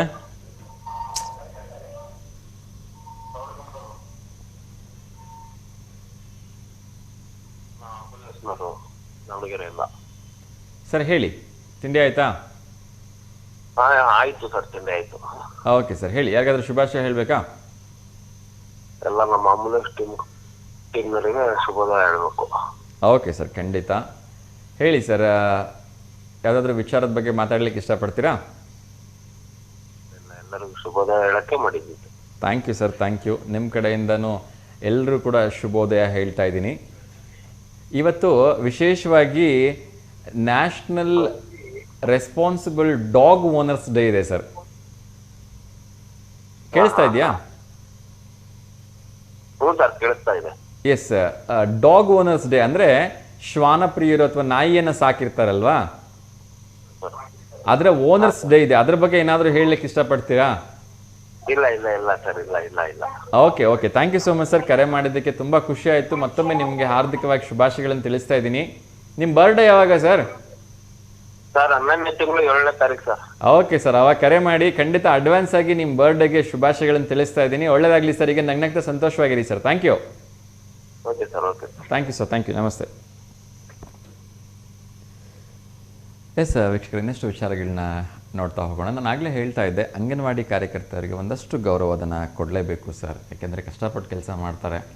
ಈಗ ಕೊಡ್ತಾ ಇರ್ತಕ್ಕಂಥ ಸಂಬಳ ತುಂಬ ಕಡಿಮೆ. ಸೊ ದಯವಿಟ್ಟು ಮಾನ್ಯ ಸಚಿವರು, ನಮ್ಮ ಸಂಸದರು ಎಲ್ಲರೂ ಇದ್ರ ಬಗ್ಗೆ ಒಂಚೂರು ಧ್ವನಿ ಎತ್ತಿ ಅವ್ರಿಗೊಂದು ಒಳ್ಳೆಯ ಸಂಬಳ ಸಿಗೋ ಹಾಗೆ ನೋಡ್ಕೊಳ್ಳಿ. ತುಂಬ ವರ್ಷಗಳಿಂದ ಕಷ್ಟಪಟ್ಟು ಕೇಳ್ತಾ ಇದ್ದಾರೆ ಪರ್ಮನೆಂಟ್ ಮಾಡಿ ಅಂತ. ಅದಾಗ್ತಾ ಇಲ್ಲ. ಆಗೋದು ಕೂಡ ತುಂಬ ಕಷ್ಟ ಅಂತ ನಂಗೆ ಗೊತ್ತು. ಅದ್ರ ಬಗ್ಗೆ ನಾವು ಮಾತಾಡಲ್ಲ. ಅಟ್ಲೀಸ್ಟ್ ಒಂಚೂರು ಸಂಬಳ ಜಾಸ್ತಿ ಕೊಟ್ಟು ಕಾಪಾಡಿ. ಇನ್ನೊಂದು ಕರೆ ಬರ್ತಾ ಇದೆ, ಅವ್ರ ಜೊತೆ ಮಾತಾಡೋಣ. ನಮಸ್ತೆ ದಾವಣಗೆರೆ. ರವೀಂದ್ರ ಸರ್. ಎಸ್, ನಮಸ್ತೆ ವಿನಯ್ ಸರ್, ಹೇಗಿದ್ದೀರಿ? ಸರ್ ಸೂಪರ್ ಆಗಿದ್ದೀನಿ ಸರ್. ತಿಂಡಿ ಆಯ್ತಾ? ಇನ್ನೂ ಆಗಿಲ್ಲ ಸರ್, ಇವಾಗ ಸರ್. ಓಕೆ ಸರ್, ಹೇಳಿ. ಯಾರಿಗಾದ್ರೂ ಶುಭಾಶಯ ಹೇಳಬೇಕಾ? Good morning sir. Very good morning. ತಿಂಡಿ ಏನು ಸರ್ ಇವತ್ತು? ತಿಂಡಿ ತಾಲಿಪಟ್ ಸರ್. ತಾಳಿಪಟ್ಟ? ನಿಮ್ಮನೆಲ್ಲ ಹೋಟ್ಲಲ್ಲ? ಹೋಟೆಲ್ ಸರ್, ಮನೆಯಲ್ಲೇ ಸರ್. ಮನೇಲೇನಾ? ಓಕೆ ಮನೆಯಲ್ಲೇ ಸರ್, ಹೋಟ್ಲಿಗೆ ಹೋಗಲ್ಲ daily. Okay okay, fine sir. ಒಂದು ಪ್ರಶ್ನೆ ಕೇಳ್ಬೋದಾ? ಕೇಳಿ ಸರ್. ಓಕೆ, ಪ್ರಶ್ನೆ ಕೇಳ್ತಾ ಇದ್ದೀನಿ. ಕನ್ನಡದ ಮೊಟ್ಟ ಮೊದಲ ವರ್ಣಚಿತ್ರ ಯಾವುದು? ಸರ್. ಕನ್ನಡ ಫಿಲ್ಮ್ಸ್ ಎಲ್ಲ ಬ್ಲ್ಯಾಕ್ ಆ್ಯಂಡ್ ವೈಟಲ್ಲಿ ಬರ್ತಾ ಇತ್ತಲ್ವಾ? ಹೌದು ಸರ್, ಹೌದು. ಸೊ ಮೊಟ್ಟ ಮೊದಲನೇ ಬಾರಿಗೆ ಕಲರ್ಫುಲ್ ಫಿಲ್ಮ್ ಬಂದಿದ್ದು ಯಾವುದು ಅಂತ ನೀವು ಹೇಳಬೇಕು. ಆಪ್ಷನ್ ಬೇಕಾ, ನೀವೇ ಹೇಳ್ತೀರಾ ಉತ್ತರ? ಆಪ್ಷನ್ ಹೇಳ್ಬೇಕಾ?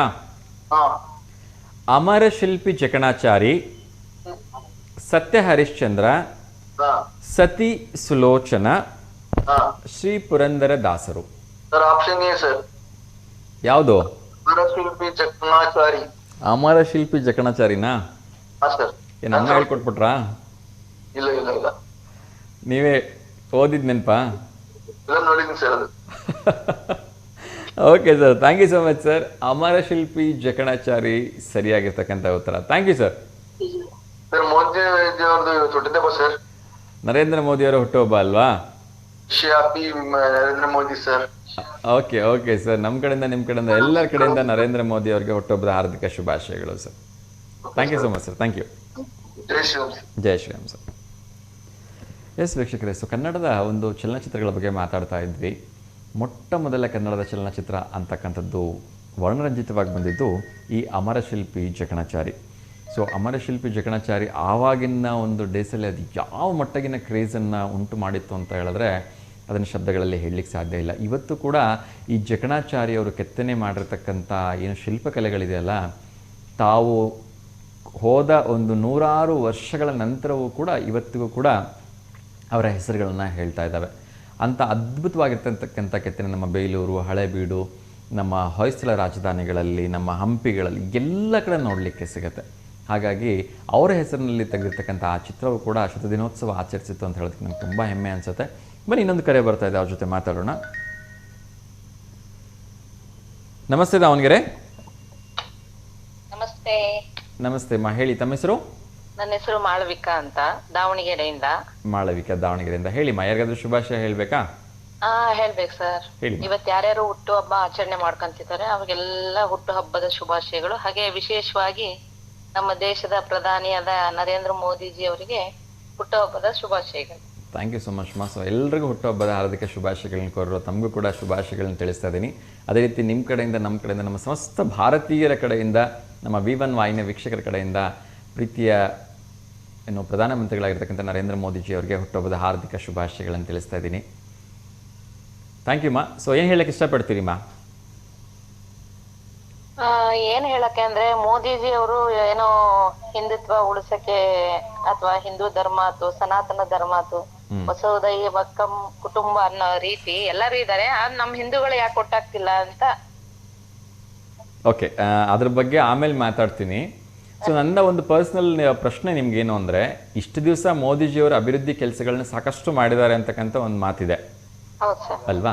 ಸೊ ಅದನ್ನು ಬಿಟ್ಟು ಒಬ್ಬ ಗೃಹಿಣಿಯಾಗಿ, ಒಬ್ಬ ಮಹಿಳೆಯಾಗಿ ಈ ಥರ ಆದರೆ ಚೆನ್ನಾಗಿರುತ್ತೆ ಅಂತ ಒಂದು ಯಾವುದಾದ್ರೂ ಹೇಳ್ಬೋದಾ? ಮುಂದಿಂದ, ನಾನು ಇಷ್ಟು ದಿವಸ ಆಗಿರೋದನ್ನ ಹೇಳ್ತಾ ಇಲ್ಲ, ಇನ್ನು ಮುಂದೆ ಏನು ಆಗಬೇಕು ಅಂತ ನೀವು ಆಸೆ ಪಡ್ತೀರಿ? ಯಾವುದಾದ್ರೂ ಒಂದು ನಿಮ್ಮ ಕನಸಿಂದು ಹಿಂಗೆ ಬಂದಿದ್ರೆ ಚೆನ್ನಾಗಿತ್ತು. ಒಂದು ರೋಡ್ ಆಗಿರ್ಬೋದು, ಒಂದು ಬಿಲ್ಡಿಂಗ್ ಆಗಿರ್ಬೋದು, ಒಂದು ಕನ್ಸ್ಟ್ರಕ್ಷನ್ಸ್ ಆಗಿರ್ಬೋದು, ಅಥವಾ ಒಂದು ಎಜುಕೇಶನ್ ಸಿಸ್ಟಮ್.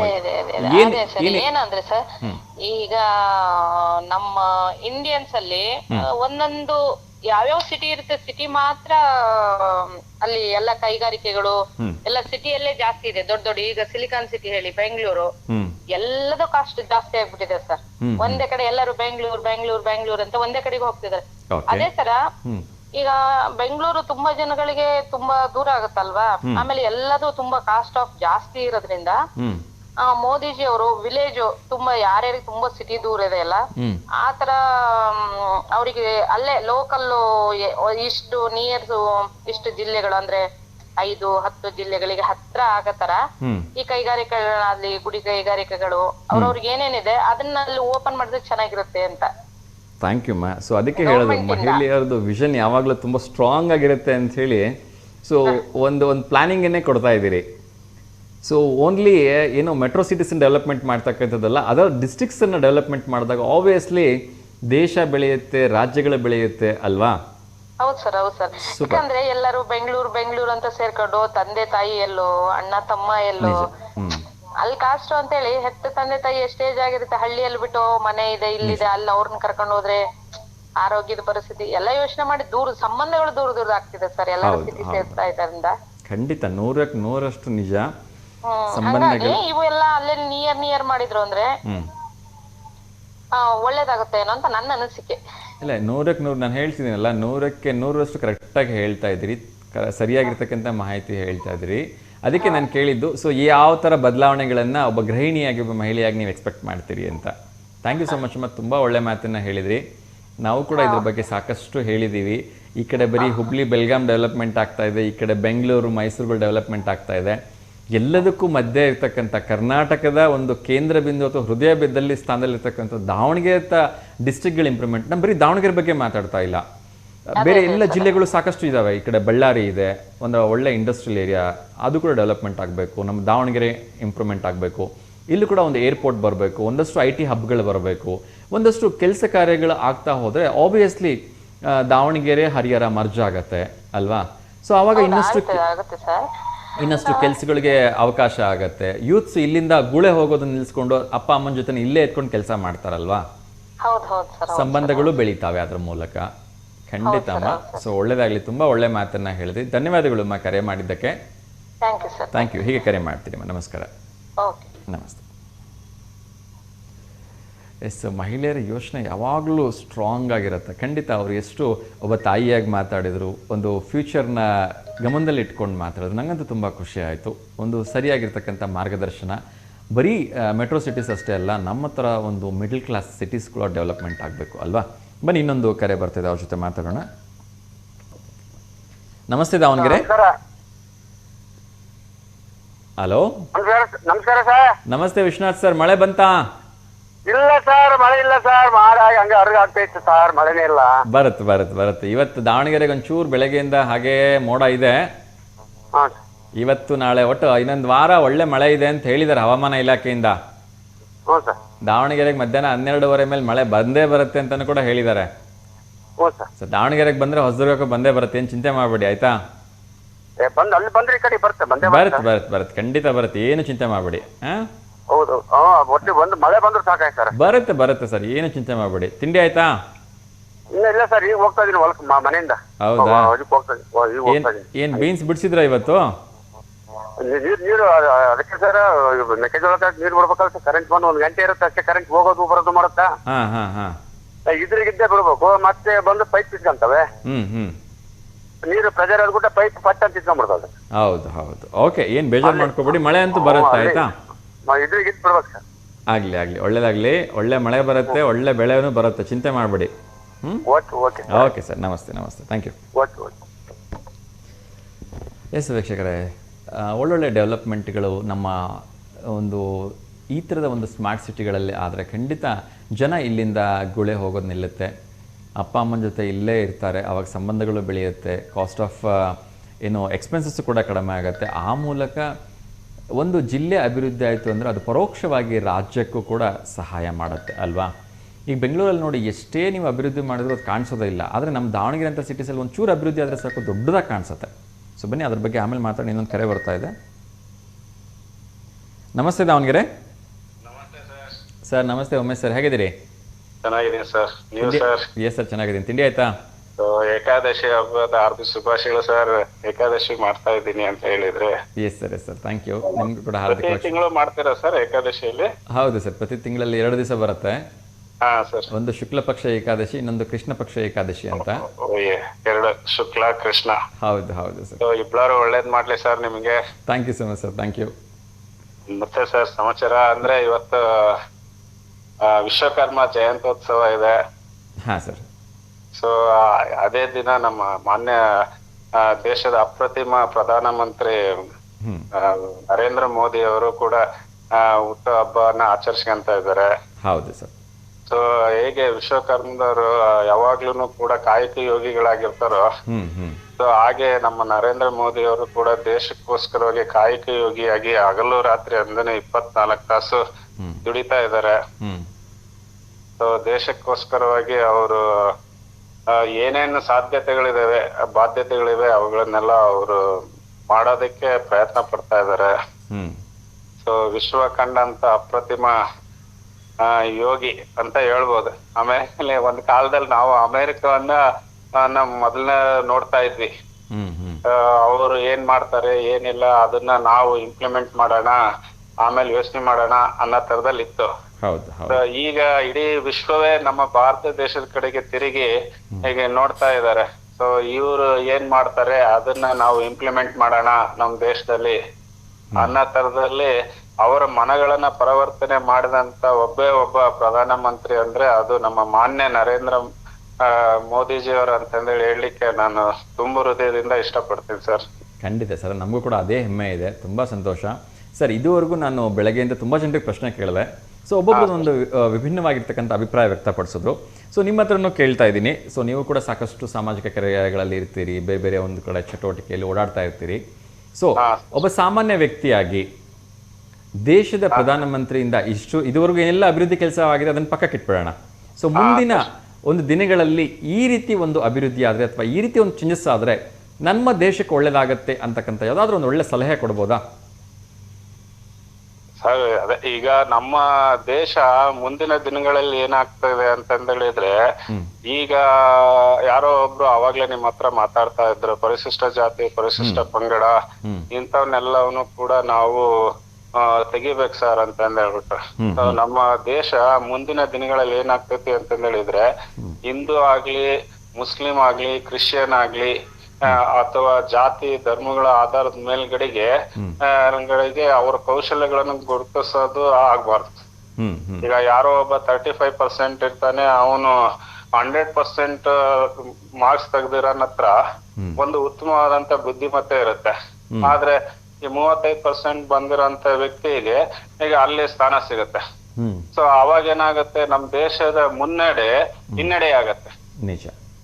ಸೊ ಆ ತರದ ಒಂದು ದಿನಗಳು ಮುಂದಿನ ದಿನಗಳಲ್ಲಿ ಬರ್ಲಾರು ಅನ್ನೋದು ನನ್ನ ಅಭಿಪ್ರಾಯ. ಯಾಕಂದ್ರೆ ಈಗ ನಮ್ಮ ದೇಶದ ಎಲ್ಲಾ ಕಡೆ ರಾಜ್ಯಗಳನ್ನ ನಾವು ಹೋಲಿಸಿದ್ರೆ ನಮ್ಮ ಸಾಕ್ಷರತೆಯ ಪ್ರಮಾಣ 50% ಗಿಂತಲೂ ಅಧಿಕವಾಗಿದೆ.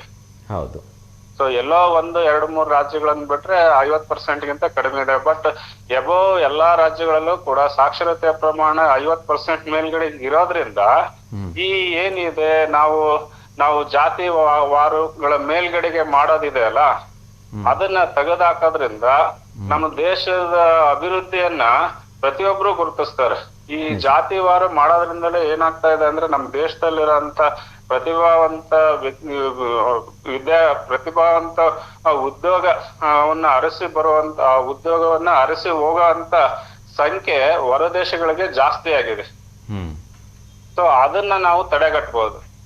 ಮತ್ತೆ ಅವ್ರ ಕಡೆಯಿಂದ ನಾವು ಕೆಲವೊಂದನ್ನ ಈಗ ಉದಾಹರಣೆ ನೋಡಿ, ನಮ್ಮ ಮಾನ್ಯ ಪ್ರಧಾನ ಮಂತ್ರಿ ಅವರು ಸ್ಮಾರ್ಟ್ ಅಪ್ ಅಂತ ಅಂದೇಳಿ ಇದನ್ನ ಓಪನ್ ಮಾಡಿದ್ರು. ಸೊ ಅದರಿಂದ ಎಷ್ಟೋ ಜನಗಳಿಗೆ ಎಂಪ್ಲಾಯ್ಮೆಂಟ್ ಗಳನ್ನ ಕೊಟ್ಟಿದ್ದಾರೆ.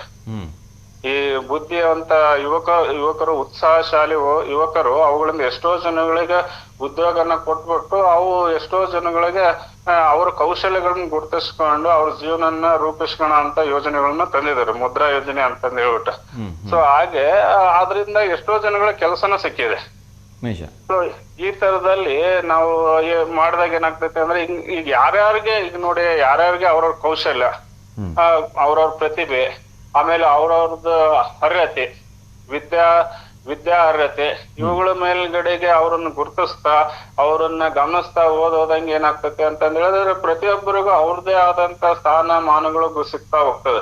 ಈಗ ಯಾರೇ ಆಗ್ಲಿ ಅವಾಗ ಗೊತ್ತಾಗುತ್ತೆ ಜನಗಳಿಗೆ, ನಾನು ಕೂಡ ಚೆನ್ನಾಗಿ ಓದ್ಬೇಕು, ನಾನು ಕೂಡ ಮುಂದೆ ಬರ್ಬೇಕು ಅನ್ನೋದು. ಅವಾಗ ಏನಾಗತ್ತೆ, ಪ್ರತಿಯೊಬ್ಬರಿಗೂ ಅವ್ರ ಮನೆ ಒಳಗಡೆ ಹೇಳ್ತಾರೆ, ನೋಡಪ್ಪ ಅವನಿಗೆ ಅರ್ಹತೆ ಆಧಾರದ ಮೇಲ್ಗಡೆ ಸಿಕ್ಕಿದೆ, ಅವನಿಗೇನು 35% ಆಧಾರದ ಮೇಲ್ಗಡೆ ಸಿಕ್ಕಿಲ್ಲ ಜಾಬ್, ಅವನಿಗೆ ಅರ್ಹತೆ ಆಧಾರದ ಮೇಲ್ಗಡೆ ಸಿಕ್ಕಿದೆ, ನೀವು ಆ ಅರ್ಹತೆಯನ್ನ ನೀವು ಗಳಿಸ್ಕೊಳ್ಳಿ ಅಂತಂದ್ರೆ ನಾವು ಅವ್ರಿಗೆ ಹೇಳ್ಬೋದು. ಆಮೇಲೆ ಅದು ಗೊತ್ತಾಗುತ್ತೆ ಸಮಾಜದಲ್ಲೂ ಕೂಡ. ಈಗ ಯಾವ ವ್ಯಕ್ತಿ ಈಗ ನೋಡಿ, ಈಗ IAS IPS ಅಧಿಕಾರಿಗಳ ಆಗಾರು ಯಾರು ಕೂಡ ಅವರು 35% ಆ ತರದ ಮೇಲ್ಗಡೆ ಬರಲ್ಲ.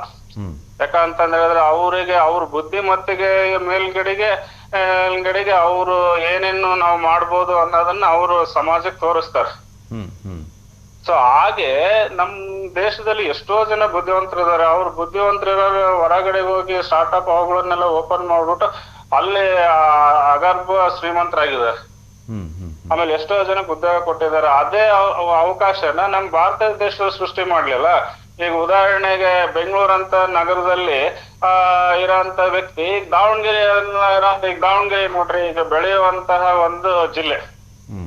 ಈಗ ನಾವು ಬೆಳೆದಿಲ್ಲ ಅಂತ ನಾವು ಹೇಳಿದಾಗ, ಈ ಒಂದು ದಾವಣಗೆರೆ ಅಂತ ಒಂದು ಜಿಲ್ಲೆ ಒಳಗಡೆಗೆ ಬೆಳವಣಿಗೆಯನ್ನ ಇಲ್ಲಿ ನಾನು ಏನೆಲ್ಲ ಮಾಡ್ಬೋದು, what all the opportunities are there ಅನ್ನೋದನ್ನ ಅವ್ರು ಅನ್ಕೊಂಡ್ರೆ ಅದ್ರದ್ದು ಖಂಡಿತ ಆ ವ್ಯಕ್ತಿ ಇಲ್ಲಿ ಬೆಳವಣಿಗೆ ಒಂದೇ ಹೊಂದ್ತಾನೆ.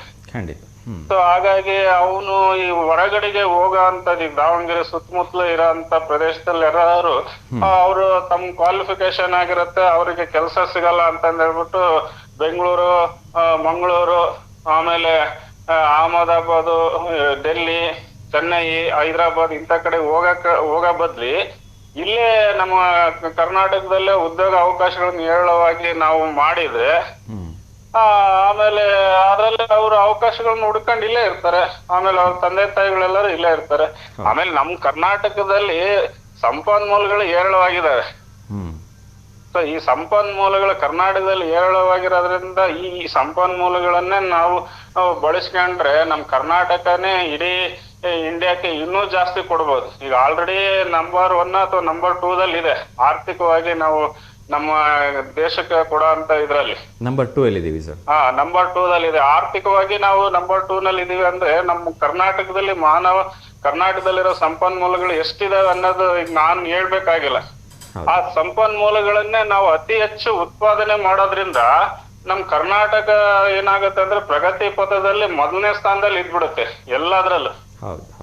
ಸೊ ಒಂದು ಉದ್ಯೋಗದಲ್ಲಾಗ್ಲಿ, ಕೆಲಸದಲ್ಲಾಗ್ಲಿ, ಒಂದು ಶಿಕ್ಷಣದಲ್ಲಾಗ್ಲಿ, ಅಥವಾ ಒಂದು ಆರ್ಥಿಕವಾಗ್ಲಿ, ಬೌದ್ಧಿಕವಾಗ್ಲಿ, ಸಾಮಾಜಿಕವಾಗ್ಲಿ, ಈ ಎಲ್ಲಾ, ಆಮೇಲೆ ಕ್ರೀಡಾ ಕ್ಷೇತ್ರದಲ್ಲಾಗ್ಲಿ, ಎಲ್ಲಾ ಕ್ಷೇತ್ರದಲ್ಲೂ ನಾವು ಪ್ರಗತಿಯನ್ನ ಸಾಧಿಸಿ ನಮ್ಮ ದೇಶದೊಳಗಡೆ ಈಗ ಹೆಂಗೆ ಗುಜರಾತ್, ಬಾಂಬೆ ಈ ತರ ಹೆಂಗೆ ಹೆಸರು ಹೇಳ್ತಾರೆ, ಕರ್ನಾಟಕ ನಾವು 1ನೇ ಸ್ಥಾನದಲ್ಲಿ ನಾವು ಇಡೋದ್ರಲ್ಲಿ ಮುಂಚೂಣಿಯಲ್ಲಿ ಇರ್ತೀವಿ. ಖಂಡಿತ ಅದ್ರಲ್ಲಿ 2 ಮಾತಿಲ್ಲ ಸರ್, ಅಲ್ವಾ? ಹೌದು ಸರ್, ಹೌದು.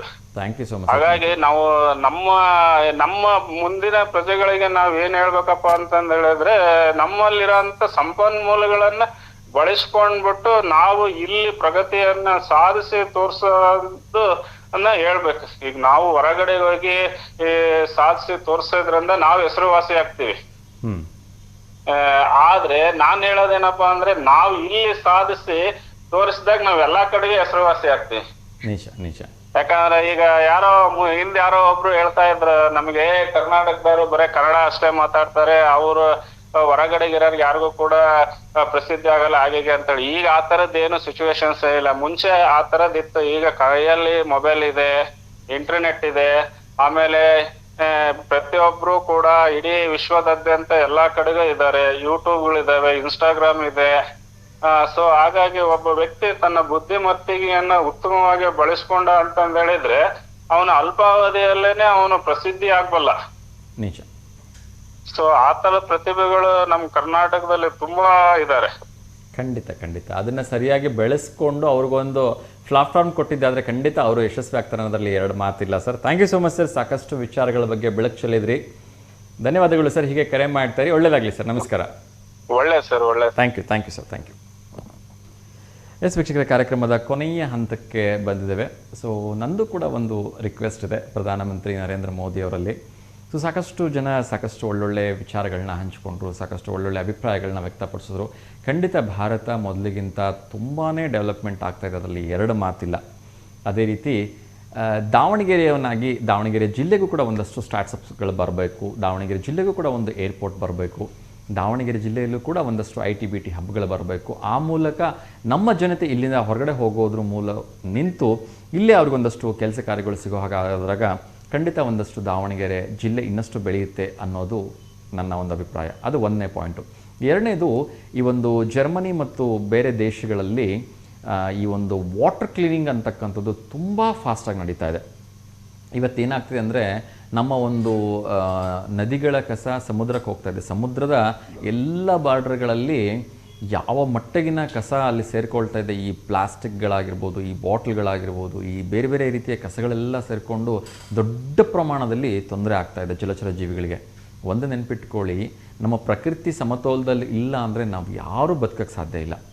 ಹಾಗಾಗಿ ನಮಗೆ ಕುಡಿಯೋ ನೀರಿನ ಅವಶ್ಯಕತೆ ಎಷ್ಟಿದೆ, ಶುದ್ಧವಾಗಿರ್ತಕ್ಕಂಥ ಗಾಳಿಯ ಬೆಳಕಿನ ಅವಶ್ಯಕತೆ ಎಷ್ಟಿದೆ, ಹಾಗೆಯೇ ಈ ಜಲಚರ ಪ್ರಾಣಿಗಳಾಗಿರ್ಬೋದು, ಈ ಒಂದು ಕಾಡಿನ ಪ್ರಾಣಿಗಳಿಗೆ ಎಲ್ಲವೂ ಕೂಡ ಅವಶ್ಯಕವಾಗಿದೆ. ಎಲ್ಲವೂ ಇದ್ರೇ ನಾವು ವಸುದೈವ ಕುಟುಂಬಕಂ ಅಂಥೇಳಿ ಅದಕ್ಕೆ ಚೆಂದಕ್ಕೆ ಮಾಡಿಲ್ಲ ಅದನ್ನು. ಹಾಗಾಗಿ ಆ ಒಂದು ಸ್ವಚ್ಛತೆಯ ಕಾರ್ಯ ಇಂದೋರ್ ನೋಡಿ, ಒಮ್ಮೆ 100ನೇ ಪ್ಲೇಸ್ನಲ್ಲಿದ್ದು ಇವತ್ತು ಫಸ್ಟ್ ಪ್ಲೇಸಲ್ಲಿದೆ. ಕೇವಲ ಒಬ್ಬ ಜಿಲ್ಲಾಧಿಕಾರಿ ಅದನ್ನು ಮಾಡಿ ತೋರಿಸಿದ್ದಾರೆ. ಆ ಥರ ಒಂದು ಡ್ರಾಸ್ಟಿಕ್ ಡಿಸಿಷನ್ ತೊಗೋಬೇಕು. ಆ ಥರ ಒಂದು ಡ್ರಾಸ್ಟಿಕ್ ಚೇಂಜಸ್ಸನ್ನು ಕೇವಲ ಒಂದು ಜಿಲ್ಲೆಗೆ ಮಾಡಿದ್ರೆ ಸಾಲದು. ಸೊ ಆ ಥರದ ಒಂದು ಲೀಡರ್ಸ್ಗಳಿಂದ, ಆ ಥರದ ಒಬ್ಬ ಜಿಲ್ಲಾಧಿಕಾರಿಗಳಿಂದ ಉಳಿದಿರ್ತಕ್ಕಂಥ ಎಲ್ಲ ಜಿಲ್ಲಾಧಿಕಾರಿಗಳಿಗೆ ಒಂದು ಟ್ರೈನಿಂಗನ್ನು ಕೊಡಿಸೋ ಮೂಲಕ, ಆ ಒಂದು ಪ್ಲಾನನ್ನು ಇಂಪ್ಲಿಮೆಂಟೇಷನ್ ಮಾಡಿಸೋದ್ರ ಮೂಲಕ ಸಂಪೂರ್ಣ ಭಾರತವನ್ನು ಹಸರೀಕರಣ ಮಾಡೋದರಲ್ಲಿ ಮೋದಿಯವರು ಮುಂದಾಗಬೇಕು ಅಂತಕ್ಕಂಥದ್ದು ನನ್ನ ಒಂದು ಆಶಯ. ಸೊ ಇನ್ನಷ್ಟು ವಿಚಾರಗಳನ್ನು ಮತ್ತೆ ನಾಳೆ ಎಂದಿನಂತೆ ಬೆಳಗ್ಗೆ 10:30ರಿಂದ 11:30 ನೇರ ಪ್ರಸಾದ ಕಾರ್ಯಕ್ರಮದಲ್ಲಿ ನಿಮ್ಮ ಬೆಳಗ್ಗೆ ತೆಗೆದುಕೊಂಡು ಬರ್ತೀನಿ. ಸೊ ಅಲ್ಲಿವರೆಗೂ ಎಲ್ಲರೂ ಕೂಡ V1 ವಾಹಿನಿಯ ಕಾರ್ಯಕ್ರಮಗಳನ್ನ ನೋಡ್ತಾ ಇರಿ ಮತ್ತು ಸಪೋರ್ಟ್ ಮಾಡ್ತಾಯಿರಿ. ಮತ್ತು V1 ವಾಹಿನಿಯ ಒಂದು ಯೂಟ್ಯೂಬಲ್ಲಿ ನಿಮ್ಮ ಅನಿಸಿಕೆ ಅಭಿಪ್ರಾಯಗಳನ್ನ ಮುಕ್ತವಾಗಿ ಹಂಚ್ಕೊಳ್ಳಿ ಅಂತ ಕೇಳ್ಕೊಳ್ತೀನಿ. ಸೊ ಎಂದಿನಂತೆ ಎಲ್ರಿಗೂ ಒಳ್ಳೆಯದಾಗಲಿ. ಲೋಕ ಸಮಸ್ತ ಸುಖಿನೋ ಭವಂತು, ಸರ್ವಜನ ಸುಖಿನೋ ಭವಂತು, ಸಮಸ್ತ ಲೋಕ ಸನ್ಮಂಗಲಾನಿ ಭವಂತು ಅಂತ ಹೇಳ್ತಾ ಇವತ್ತಿನ ಕಾರ್ಯಕ್ರಮಕ್ಕೆ ವಿರಾಮ ಹಾಡ್ತಿದ್ದೀನಿ. ಶುಭಮಸ್ತು. ನಮಸ್ಕಾರ.